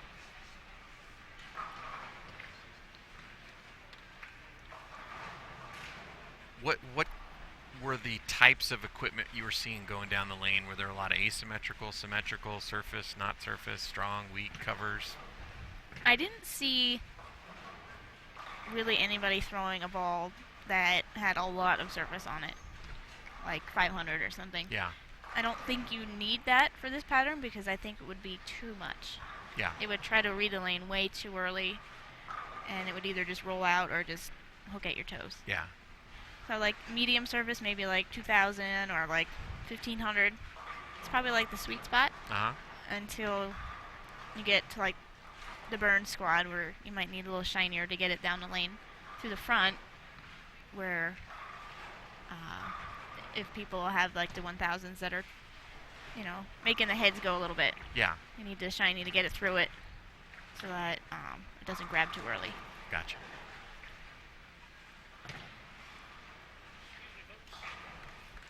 And it still looks like the break point, like the down lane, is pretty similar. No matter where you're playing the lane, you want it to be like maybe just right of that tracer down lane. Yeah. It seems like is the common denominator.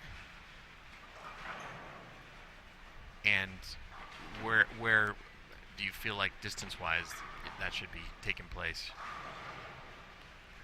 Probably A little before or a little beyond? Probably I'd say maybe a little before.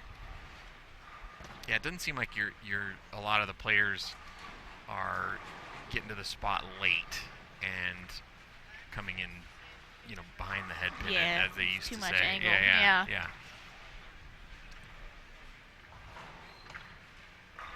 That one there from Elisa was probably a good 3 boards right of the tracer, and didn't make a huge sharp move on the back. Yeah.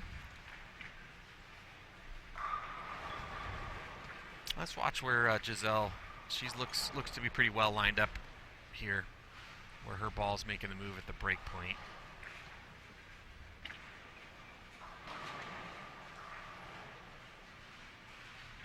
It was just right of the tracer, and that was a horrible break. Yeah. Seems to be a lot of blower 710s and stone 8s. Yes. Which you would attribute to that kind of the flatter angle. Which is, it's kind of interesting. It's a short-ish pattern, not the shortest, but not quite medium. But you can't really play super far out, right? Yeah. I would say that's not going to give you a consistent reaction. So it seems like you're trying to tame, because the pattern's a little bit shorter, you're trying to tame that early hook when the ball comes off the end of the pattern. So you can't create a lot of angle, but which makes sense with what you're saying with medium surface. You don't want something too shiny that's going to jump off the pattern. Yeah. You also don't want it hooking at your toe. Because you need to figure out some way to create some angle. Yeah. Otherwise, you'll blow a 710 every shot. Yeah.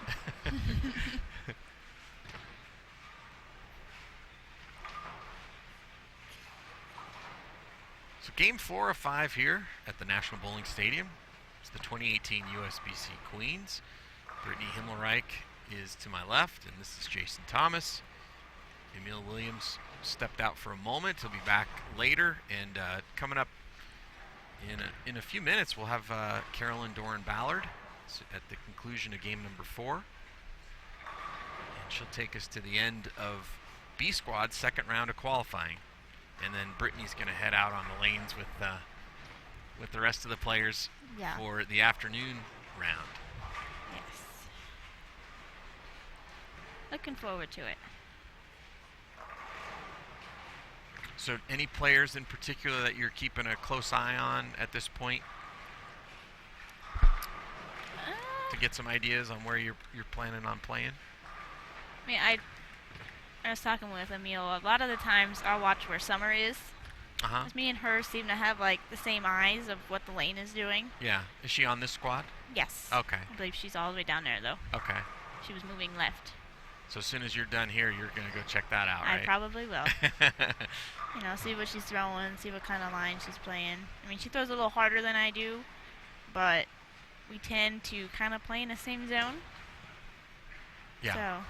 And it seems like she's gotten a lot better in the last year and a half at going up the lane, right? Yes. Yeah. Yes. Because if you thought of Summer when she first came out on tour, she was she liked to hook the ball. Yes. Right. Yeah. And she's made a lot of progress. She's making a lot of round of 12s now, and knocking on the door of making shows, right? Yeah. It's interesting how that progression works for different players. Some players just come out and make a show right away. Some players, it seems like, have to make a bunch of cuts, top 32s, before they can knock on the door and start making top 12s, and then they make a bunch of top 12s until they can make the show finally. Not sure why that is. Yeah, I don't know. Maybe just more experience, and you take every tournament and you learn from it. And hopefully it'll pay off at one time, and Yeah. you get past that little hump that you're trying to get to.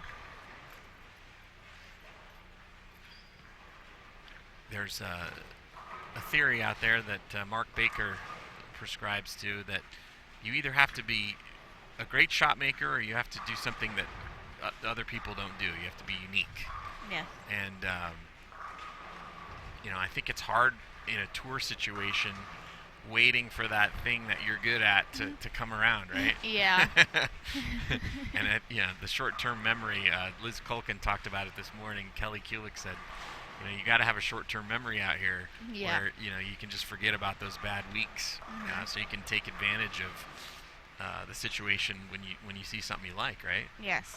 What is that thing that you like to see? What is it? A short pattern, a medium pattern, a hooking surface, a non-hooking surface? Is there anything in particular you're looking for? I mean, with my game, the mediums usually play better for me. And like a lane surface that hooks a lot tends to play in my favor. Because then I get that little area, or, because I have the slower ball speed, I can get the angle into the pocket to get my carry percentage higher. Yeah. So this week you think would be a good week for you? Yeah. Yeah. Now this surface tends to play a little slicker though, right? I believe so. Yeah. And I had a good run at women's nationals here, so I got a nice practice and getting used to the facility. So. But pattern-wise, yes. this would be something you'd typically like. Yes. Yeah. There you go, Giselle.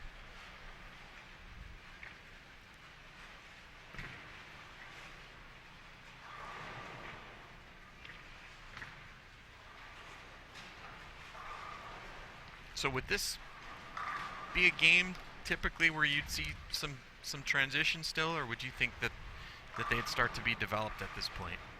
Game 4? Yeah. Yeah, there's still transition going on. I said that for me, the big transition happened for me where the lanes kind of got really tight down lane. For me, the lower end may have played a little tighter than the higher end. And on Brunswick, I had a lot of feedback that the girls saying almost the same thing. Like, there may be a couple pairs here and there that were tighter, but like this end seemed to have a little more friction. It had a little more hook than down at the lower end. And these are fairly new panels, aren't they? Are they? Yeah. Oh yeah. They did a resurface, which is basically changing of the panels. Yes. When it comes to synthetics, a couple years back. Yeah. And a leveling as well. Yeah. So where in the building are you starting? In the middle. I think I'm on 29, 30. And you going left or right? I am going right. Okay. So you'll hit the hooking end towards the beginning of the block, and you should hit the tighter end towards the end, which, is that a good thing? It could be. Yeah. I mean, I know it ahead of time. I can get some feedback maybe from some of our other players that are down there, because I think the last game is the game that I flip. Okay. So I'll have 4 games up here, and then my last game is down on 15 and 16, I think. Okay. So yeah, yesterday I started on the last pair, and I just kept moving right, so I never had to flip. Yes. Yeah. Another 7-10 from Trista. I see it just off the to the side there. Yeah, we were talking about that. There's a lot of 7-10s, and she's got a couple of 8-1 with the split. So I don't know if maybe that might be her. Wow, not a good break.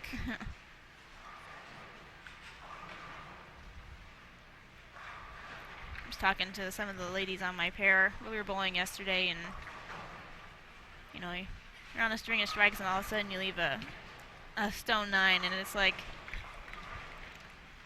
it's a string killer. Yeah, it is. Emil was talking about how the 8-pin. There's been a lot of 8-pins this week. How that just crushes his soul. Yes. Even if it's not him bowling. Yes. It's even worse when it doesn't even wiggle. Yeah. Well, that 9-pin there, that wasn't even like really high flush. That was kind of like just flush. Yeah. And with her ball tends to back end a little more sharply than some others, and ball just hooks right by it. Yeah. Whenever I'm at home and I leave like a 4-9 or a 9-pin, I say to my friends, that one was coming in hot. Yes. The ball just goes right by it. Yeah. So. That's why you throw the big hook ball, right? Yeah. Yeah, it's funner to watch. It's not always a good thing. Well, Sydney Brummett said, and I was kind of surprised by this because it seems like she would be a player that likes to go up the lane, right? Mm-hmm. But she said she likes to see that ball hook. She likes the burn. She likes to go left to right, and for her, going up the lane is something that she has to work at a little bit more. But it's just funny how different players like to see different shapes. Yep. Yeah, usually if you like to see the ball hook, playing straighter is not your favorite.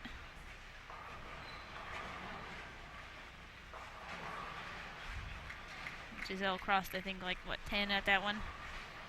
Yeah, I don't think she hated that shot. Just jumped on her. Yeah. I mean, she's been in the pocket all game. She only missed the pocket once going into the 10th. Mm-hmm. And, it looked like after going strike spare turkey, she could maybe put up a big score here and give herself some breathing room. And now if she doesn't make this, she's not going to shoot 200. Yes. It's amazing how that happens. All of a sudden. And the lower 710 didn't help. No, that did not help. Let's jump over quickly to Sandra Anderson. She's got a turkey going into the 10th. She turned that game around. She's throwing something pretty aggressive. I believe that's a Sherlock from what I can tell by the colors.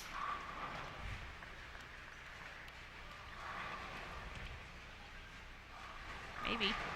Oh, wow. That's brutal. Man. 191. That could have easily been 240. Yeah.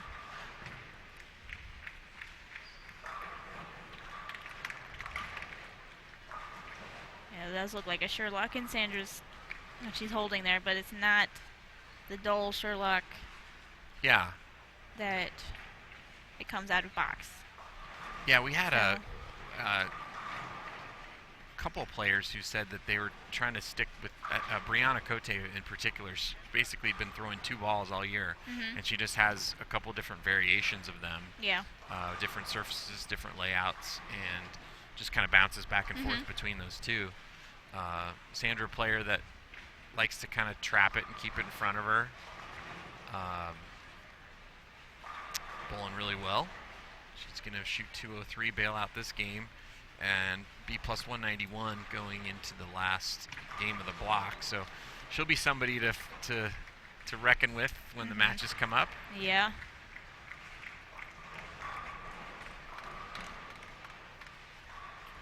And Rebecca Whiting trying to bail this game out. She was 3 opens, no doubles going into the 9th, and looks like she's going to bail out 170 plus. But it could have been a lot worse. It could have been. Never want to see too many circles on your scorecard. Yeah. Yeah, especially when you're 26 under and you're trying to hang on to make the cut with 5 games to go. Yeah. So Anderson finishes with 203, and that puts her at plus 191. Some great shape with 1 more to go today and heading into the final day tomorrow qualifying.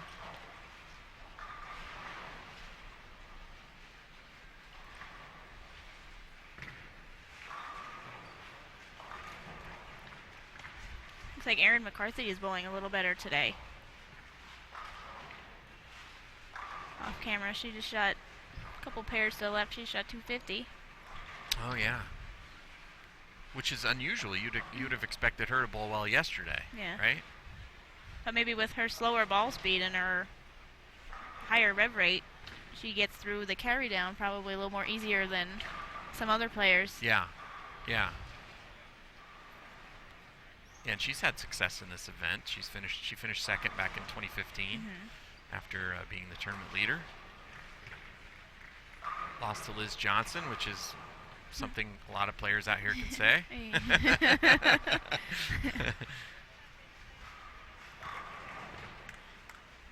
Trista Kim's trying to bail this one out. No 7-10 there.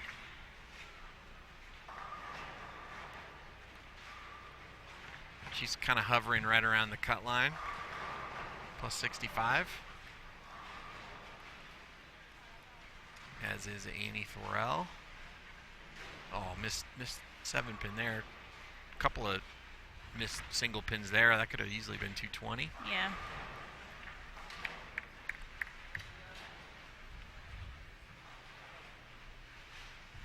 That's where the short memory comes in. Yeah. Okay. Yeah. Missed the single pin. You just got to say, hey, I'm still right around the cut line. Yeah. I know I could have been 30 above it, but. Yep. Just, can't think about it. Yeah.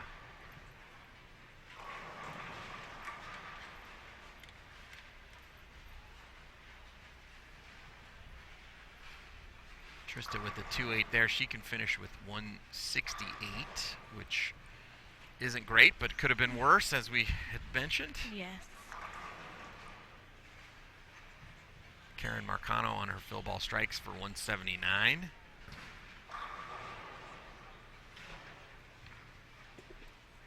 And got a couple players here, and then we'll bid our farewell. Yes. You can go watch Summer Jasmine. Yes, I will find her. Bring it home.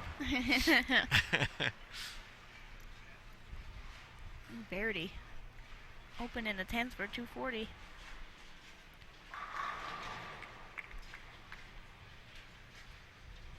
that on 57, Yeah. 58? Yeah. Still a good game, and Yeah. she's in good shape. Plus 97. I was surprised she didn't have a huge day yesterday. She, especially as well as she's been bowling. Just kind of mediocre day for her on the burn. Yep. But seems like she's gotten it all squared away.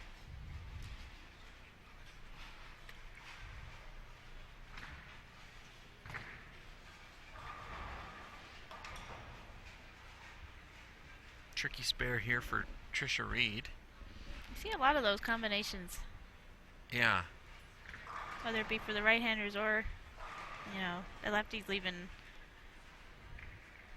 that kind of split.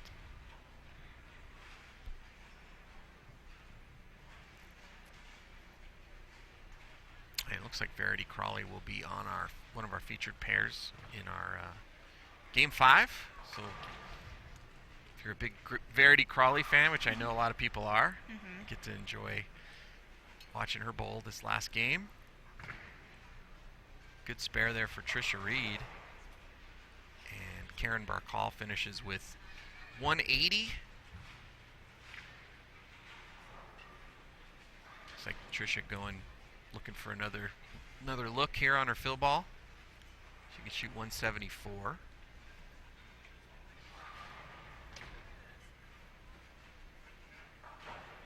I think she's using her same ball. I think she grabbed another one.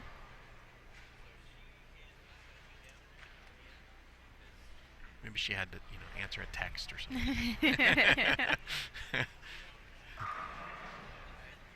She was, hey, don't you know I'm bowling right now? I'm on extra frame.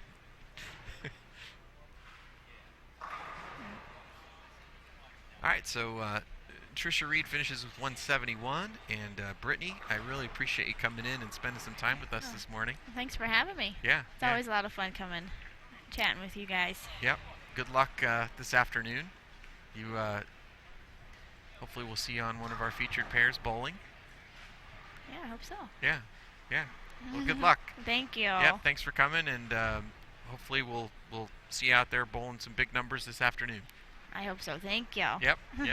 That was Brittany Himmelreich, ladies and gentlemen. She's going to get ready for her second round of qualifying here at the USBC Queens. We've got some players coming on for our final game of qualifying here, B Squad, round 2. And we'll take a short break, and we'll join you with more coverage. Carolyn Doran Ballard coming up next. So you're not going to want to miss that. And we have Verity Crawley and a bevy of other great players for our final game coming up here in just a minute.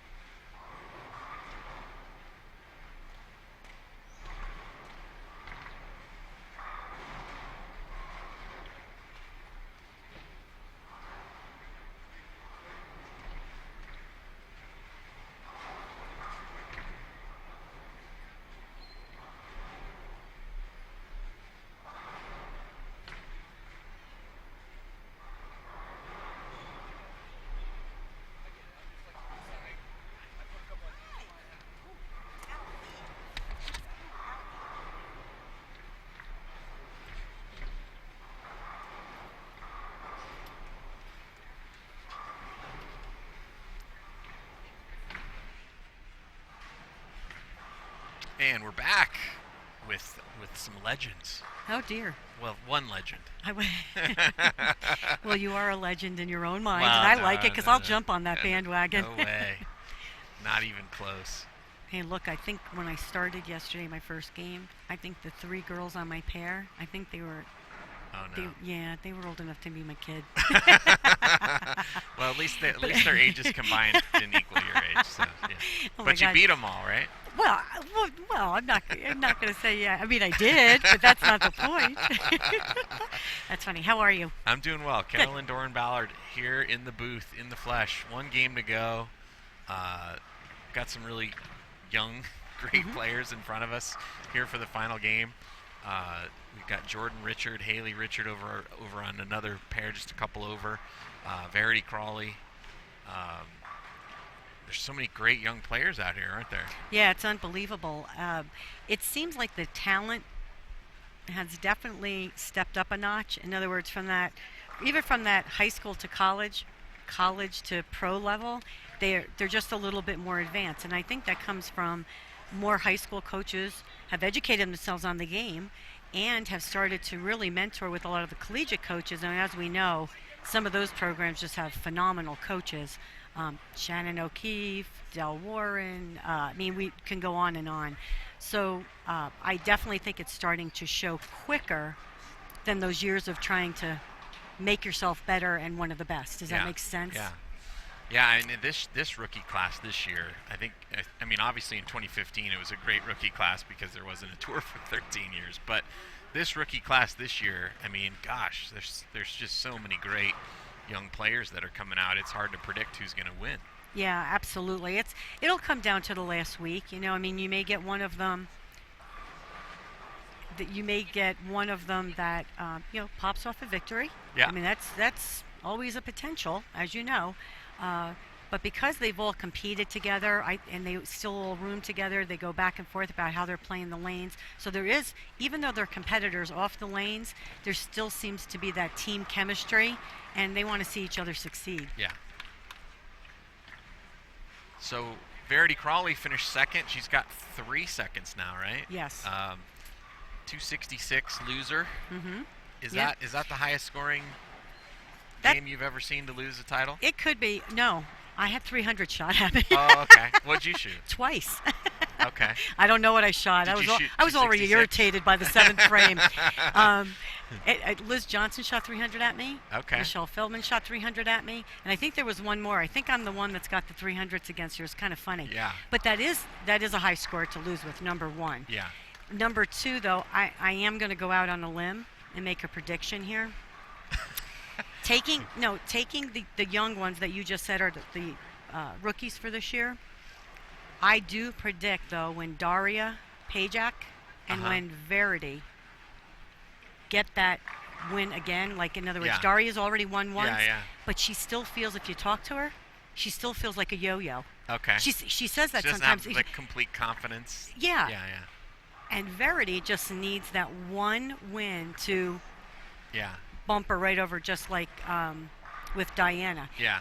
And I think they're going to be very tough to beat once that happens. Yeah, I think they are now, but I meant just taking them to the next level, because everything's a process. Yeah. So I mean, I think that was one of the things that we lost with the tour being gone for so long. A lot of people assumed that, oh, well, Clara Guerrero is going to she would have 20 titles. Mm-hmm. But now there's a tour, and so you don't get a title until you earn one. Right? Right. I mean, right. Well, yeah. There's no fictional titles anymore. No, and that's the great thing about it. And it's not easy, like you said. Not only is the talent pool deeper, lane conditions are much different. The equipment is much different. I mean, it's everything together that I think has just made the all-around athlete of where they are just a little more advanced in this day and age. You know, every decade's had its, changes to the game, but by far this is physical talent. Yeah. You can see such a difference in the physical talent alone. Yeah, I think one of the players that maybe a lot of people maybe don't know about, who's a rookie this year, is Jordan Richard, who's playing on this pair. And she's won the National Amateur Championship this year. But, I mean, physically, unbelievable talent, right? To watch her bowl, it is. It's poetry in motion. Here's the funny thing is when you watch her bowl, looks really smooth, doesn't it? I mean, there's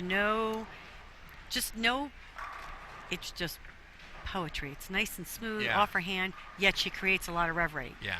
And even in talking with her, she seems to be one of those people that puts a lot of things in perspective. It's not, oh, hey, I'm just going to come out here and win. You never would get that impression. You would never hear that out of her mouth. It's more about, I take each block, as just that block. Yeah. Build on each week. If I have a bad week, I got to learn from it. And again, I think that comes from the collegiate programs that they've left that not only put an emphasis on the physical game, but also the mental game. Yeah. And make it more realistic for the girls so that, there aren't as many highs and lows. Get back over to Jordan in a second, but there's another player on the right with the 5-pin standing that, man, so much talent. You just wonder, okay, well, when's she going to break through? Oh, right? Sandra? Yeah. Oh, my gosh. Sandra, I remember watching her when she couldn't have been more than 16, I think. And quick little story, I was on Team USA for my first time, and we were bowling a PABCON event, and I made the Masters, and my match was against Sandra. And again, I'm not even sure she was 20 at the time, but she won, and it helped her pay for college. And I was like, because I hate to lose. And I was like, oh Jesus, What? And then I found out like all these great things that happened to her because she won, and I'm like, oh my God, that's so great. My failure is leading to somebody's But that's success. okay. But I remember watching her, and I was just in awe of what she could do with so little effort. And yeah, she is. What do you think it's going to take for her to get to the next level that you think everybody knows it's possible? But it's one of those things. I think I almost compare her to a little bit of the Daria. They can do so much to a ball that I think at times it gives them just that little bit over under. And what I mean by that is they have it, then all of a sudden as the lanes transition, they pay full penalty because of how they throw it. Yeah. And I think when they learn to be a little bit quicker with those adjustments, and especially during the transition, again, I think you'll see them up there consistently. Yeah. Well, she's had a lot of success in international events. Yes. What's the difference between those events and coming out here on tour? Well, the international events seem to obviously have a little bit of the field is a little bit smaller. And although I think the international talent pool has grown, I don't think they get to experience what we do on tour conditions. But here's what I do notice about international players. The ones that aren't out here and pull for their national team, kind of like Singapore and Malaysia, they repeat their shots all the time. It's just repeat, repeat, repeat, repeat. They don't try to do anything out of the ordinary. Yeah. They just repeat and make their spares.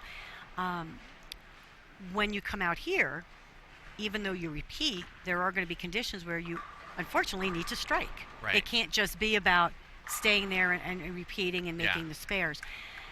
So I think that's a little bit of a transition. And again, when you have success in one arena and you're the big fish, I guess you could put it that way. And that's not meant as a bad thing. But when you are the number one in one arena and then you come to an arena that's got a talent pool even deeper, I think that puts a little pressure on you. Yeah.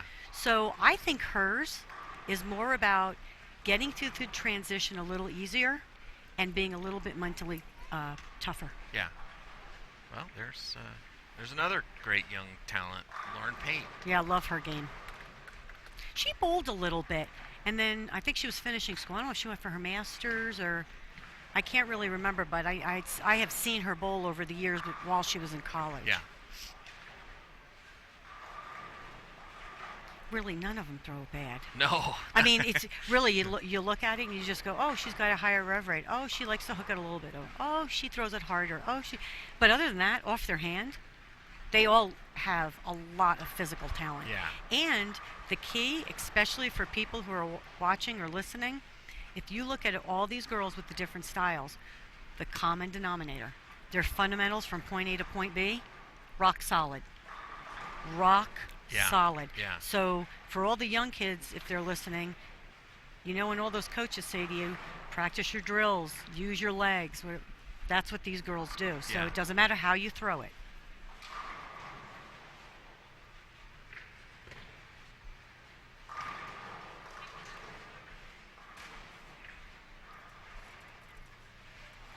Let's go back over to Jordan. I think I was talking last night with Tennille Milligan, and she was kind of saying, this young lady, if she gets a little bit of experience out here and gets a little confidence, it's bad news. Yes. For a lot of I people. know. I could not agree. I think there's a few of them. I always said about what I think about Daria. Really, I feel the same way about Verity. I think Diana's already over the hump. She's just going to continue on her little trail. No, I think with just a little bit of that success, especially when they start meeting their own personal goals, there'll be no stopping them. One thing I've been a little surprised about since the tour started was that you don't really have a player like Michelle Feldman who had a power advantage over the rest of the field that's just dominated. And I don't know why that is. I don't know if it's because of the variation in the patterns we see week to week, or if it's just that there aren't any players who are physically dominant that have that confidence yet that Michelle had. That, I'm just going to outstrike you, and you're just not going to beat me this week. Well, I do have a little bit of an opinion on that one. When Michelle was at her best, she actually could be further left than everyone and create something no one else could, kind of like Leanne and Anne-Marie, okay? Now you have more players that are able to play the same part of the lane, which means the transition is a lot tougher. So I think, kind of like I was talking about with Sandra, I think they get trapped a little bit because Diana's probably looking where Verity's playing, and Verity's looking where Daria's playing, and they're probably all playing on top similar. of each other. Exactly. Yeah. So the transition and the moves are probably faster and a lot deeper, quicker on certain patterns. Where, like I said, those few players like a Leanne would be further left than everybody. You're not going to touch her. Yeah. It doesn't. You're never going to get into her area. Right. Didn't matter. Right. I think that's the difference. Is you actually do have more players that have a higher rev and do play the lanes similar, which makes that transition a little more difficult sometimes. Yeah. That makes sense. And the rev now, compared to a Michelle rev or a Leanne rev, is quite different. Michelle could actually still hit up on it quite a bit and loft it to the arrows and still never lose a rev. Yeah. These girls are a little smoother. It's into the lane a little bit different, not up. It's into the lane down. Yeah. So that creates definitely a different look on the lane. So you're coming up here in a short while. You bowled well yesterday. What's the game plan for this afternoon? Basically, my game plan is really the same. I have an array of equipment that I think will work. I kept it kind of simple. I picked 5 balls plus my spare ball. Felt like I had the game plan yesterday. But really the key for me is to stick to the process. I've had a little bit of a break here over the last 6 months, coming back from some tendonitis, but it was good for me. So I really feel like this is I'm starting from scratch in a lot of different ways. So I'm going to I want to keep that process from point A to point B, because once the ball leaves my hand, I can't really do anything about it. And I just want to stick to what I've really been working on, make my spares, and bowl. Yeah, and I, we've talked to a couple of players, but this tournament with such a large number of players getting into the match play finals, what's kind of the strategy for qualifying? You just looking to try to hang around and have one big block, or just be consistent. I really do think it's more about consistency. Yeah, you want to get those few big games here and there, but again, you don't have to lead. You just got to get into the cut, and then after that, it's a free-for-all on who you pick, what pair. So it's more about just posting a score. Don't have to shoot 300 every game, just kind of get in there. So there is a little bit of a different outlook, especially when you're going from a 32 to a 12, or 16. Jesus, I can't even remember. It's 12, right? I have to rethink that one. Now, this tournament with the match play, are you looking at all during qualifying at how the lanes are going to play during the matches, or is that just not even something you think about? I've been charting my pairs, and what I really pay attention to, I'm very realistic to the fact of, and I know there's going to be a newsflash for everybody, the lanes are not the same every day. So, but I do chart the pairs just to keep track of maybe end to end. Did it seem a little tighter? Did it hook a little more? Which, like yesterday, I had all of my right lanes hooking more except one pair. So just things like that. Just to have a little bit of an idea from maybe bay to bay, kind of break them down. The low end plays quite different than the high end. Yeah. So that's what I look at. Yeah. All right, we're just past the halfway point. Game number 5 here, USBC Queens.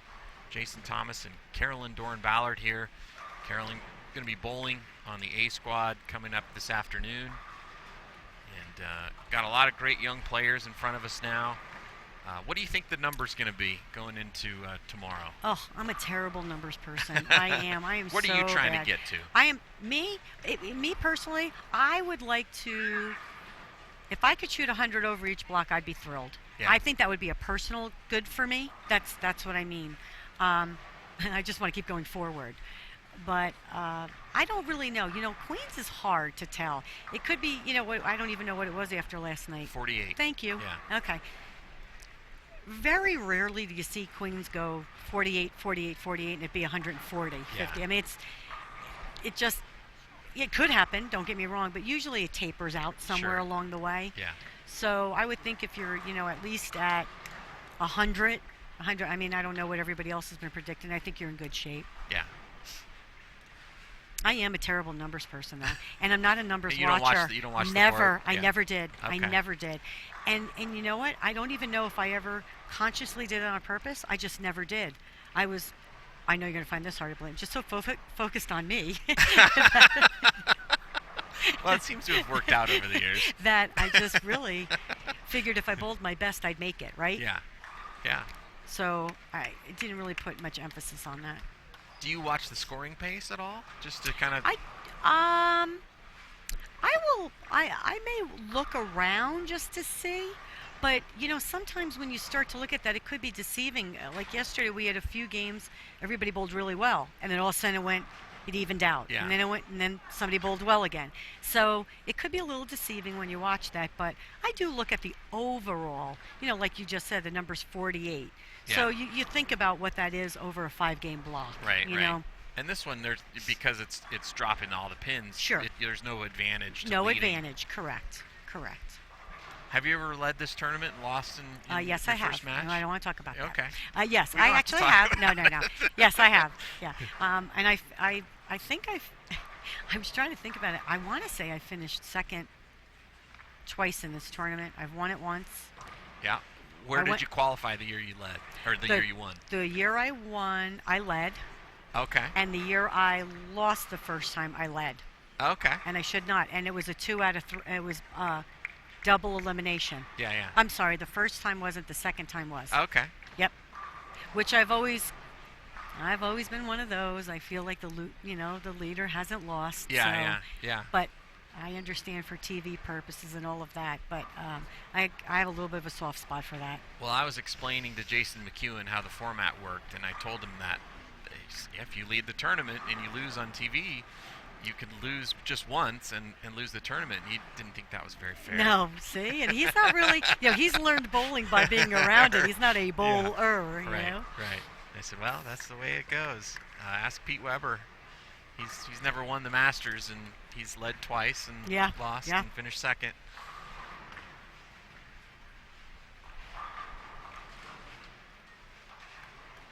And although I feel for him on not winning the Masters, I think he's done pretty well. He's done okay. He's never won Player of the Year either. How weird is that? I don't know. How's that possible? I don't know how that's possible, to be very honest. I don't know. And I'm not even sure he's been Senior Player of the Year. Come to think of it. He's just inconsistent. I'm going to have to... Yeah, right. Gee, I hate to have that problem. But bringing that up with Player of the Year, with Liz being so dominant, I always, again, just by what I watch and knowing both of them, I'm very surprised Kelly hasn't been Player of the Year yet. Yeah. Yeah. I've been like, I'm thinking, geez, how is she not a Player of the Year yet? Yeah. Something like that. But. Well, it's interesting because the tour being gone, it robbed a lot of people of, you would have had more titles, and Liz would have obviously had a lot more titles. Where do you think Liz ranks among the all-time greatest? Oh, she's one of the best, by far. Yeah, absolutely. I mean, I don't know, numbers-wise, I've never really sat down and put who I thought was 1, 2, or 3, but she by far is in the top 3. Let's put it that way. Who's your number 1? Oh, I would really have to think about that. But I mean, you've got people from different decades too. Lisa Wagner had the most titles forever. Yeah. Numerous Player of the Year. Alita Sill by far could be one of the best left-handers I had ever seen. Yeah. And she had ice running through her veins on TV. Yeah. Just to name a few. And then there was Anne Marie, and then you got Leanne. I mean, just people who had 25 titles, 27 titles. I mean, it's a lot of titles. Yeah. So there were numerous bowlers that I thought could be in the top 5 by far. Yeah. And now, you know, you have a few where in another few years, when you've got 6 years in or 8 years, there'll be a few where you're going to say, yeah, they're in the top 5 for this decade or that. Or Wendy McPherson, what 3-time Player of the Year. Or, right. I mean. Yeah, she still would have been, won a lot of titles. God, yeah, absolutely. So it's hard to say, and now you're right. With the new tour, it's going to be very interesting because you do have some really talented players that don't bowl every stop. Yeah. You know, so again. Could they have been a Player of the Year, but they've chosen not to bowl every stop for other, family or job or whatever the commitment is? That's another thing you kind of look at. So it'll be interesting. Yeah, and another interesting thing too is when the Hall of Fame is brought back, there's going to be a lot of players like yourself and Wendy who currently aren't in but will be. But then you're going to have to start thinking about criteria for what is. What is the number of titles that you need to get in to be in the Hall of Fame? Right. Obviously Shannon O'Keefe's got 7 since the tour relaunched. But what is that number? Is it because back when you guys had the tour, you were bowling a lot more tournaments than we are now. Right. That's why I'm like, oh yeah, I didn't even think about that. Yeah. So I don't know. Is the number 10? Is it 7? Is it 3 majors? Right. Is it what is the cutoff? Mm-hmm. Interesting. The other thing I was discussing the other day, and you could probably help me with this. Shannon Pluhowski, has she won out here? She's not. She has not, right? Right. Okay. I was in a conversation the other day, and I said, I do not think she has won. See, there's somebody else who I thought would win already. Yeah, she's made a lot of shows. Yep. But hasn't won yet. Mm-hmm. That's interesting. those are the interesting things about having a tour. You kind of see who's good on TV, who struggles. On the men's tour, people assume Norm Duke was always great on TV, but he went 8 years without a title. Correct. After his first title. Correct. So it's just really interesting to get to see the slumps that players go through in certain things, and how somebody who everyone assumed would have a lot of titles maybe can't quite get there for some reason because they run into Liz on TV or they run into Kelly on TV. So it's just awesome to have a tour to be able to have the conversation rather than speculate about it. The one thing I do notice that I feel was a big factor in the past that you don't have right now, that hopefully you will eventually, but when you were talking about learning that to be on TV, when we bowled 32 or 36 weeks, you didn't go home in between because it was a living. It was a different story, okay? Right. But you actually had the chance to work with people on those tournament conditions and learn more. You were constantly learning every week, which helped you adapt to situations probably a little bit quicker, because if you meet, like if she makes a TV show and then she doesn't make another one or make a cut, then she loses that momentum where we had, I'm not explaining it the exact way, but you had that week to work with people, and then you get to the next stop and the patterns were laid out and you practiced so I don't know, there was a different learning curve. Yeah. That's really kind of what I want to say. It could go the other way too, right? Because you could have a bad week and start to lose your confidence and then just get your butt kicked every week and just go in a real bad direction and might need to take a week off just to to regroup. Yeah. Yep. Whereas, with the tour 14 weeks, you really, it's tough to have to take a week off. Sure. Because you're trying to make the top 24 for the Elite Tour, and you're trying to make the top 16 for the Tour Championship. Yep. That is correct.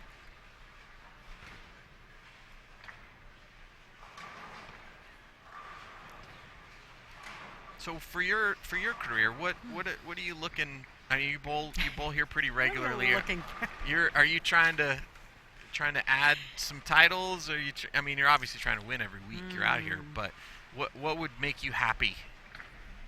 What would make me happy is I do feel that as long as I have that desire and want to work at it to be competitive, my first goal is, again, back to the process. I'd like to make the top 32 each week, And on the weeks that I think are really conducive to what I am as an athlete, the way I throw it, the way I need to move on the lane, take advantage of that week to possibly make a show. It would be silly for me not to tell you I don't want to win again. I mean, that'd be great. You know, I mean, that's kind of silly for me not to say that. But you know what? I think I want to go back to just being consistent, because that's how I started.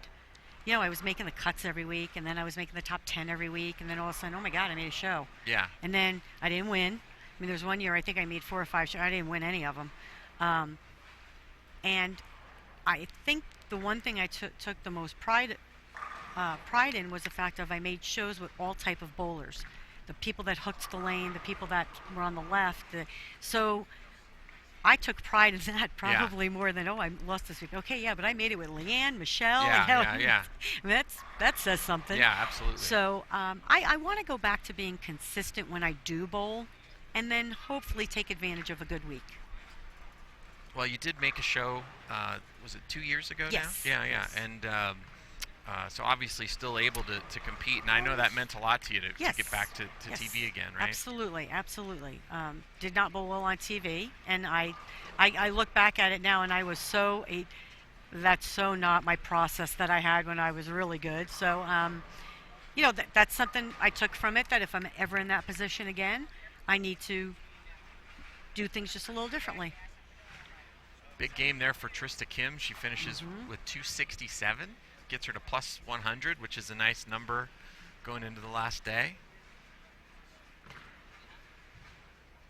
Debbie Ayers having a nice day. Yes. She 190 here. She'll be plus 86 with Yep, Nina Flack down there with a 270. I think it's Nina Flack with a 270. 270 is good. That'll work. Yep, taking her to plus. Now, when they bowl the game, it adds it right in, right? It only adds it in after everybody's finished. Oh, okay. So Because I was going to say, they took her to plus 119, but I think, or it could be 179. I can't see that far. Yeah, I'm starting to learn what these things.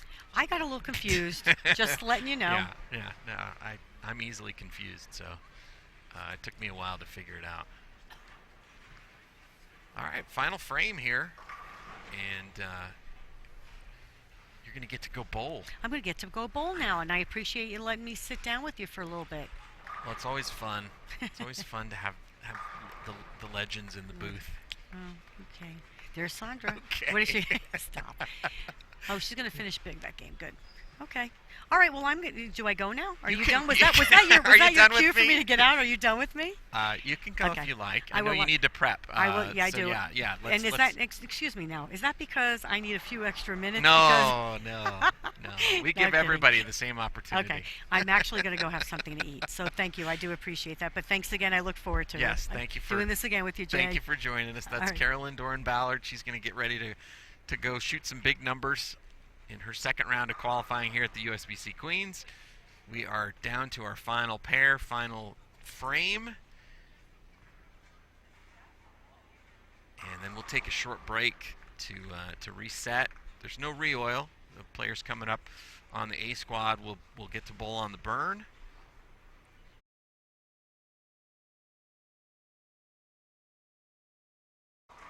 Verity Crawley with the strike there to finish off with 214, so that's going to put her at plus 111. And she'll be inside the cut line heading into tomorrow's final 5 games of qualifying. Jordan Richard working on a big string of strikes. She can shoot 259 if she can take it off the sheet, and that would put her at plus 219. So in great shape. Wearing the Team USA jersey. She's the national amateur champion.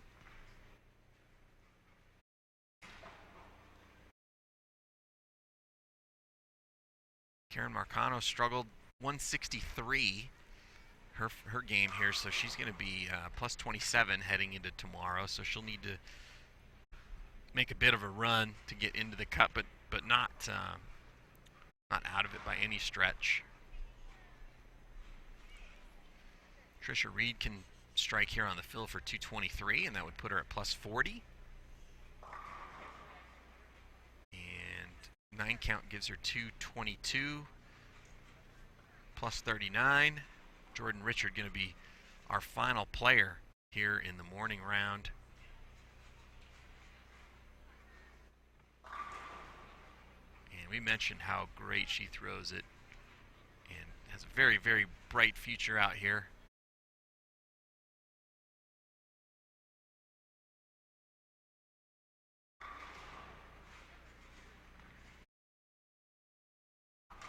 So Jordan Richard, 248. That gets her to plus 208. She's going to be in great shape heading into tomorrow.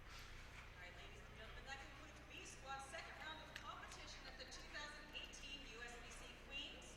Ladies, please add up those score sheets and turn them into the tournament office.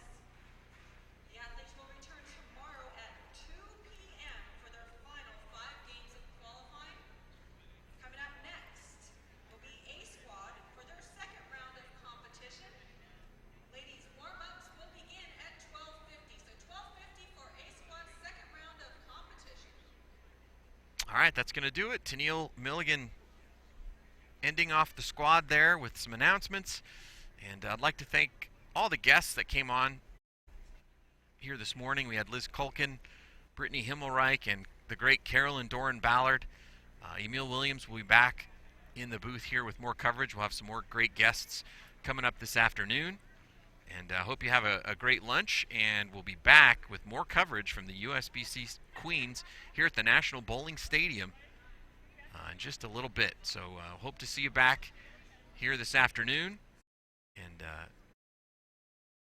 thanks for joining us here on Extra Frame from the National Bowling Stadium here this morning.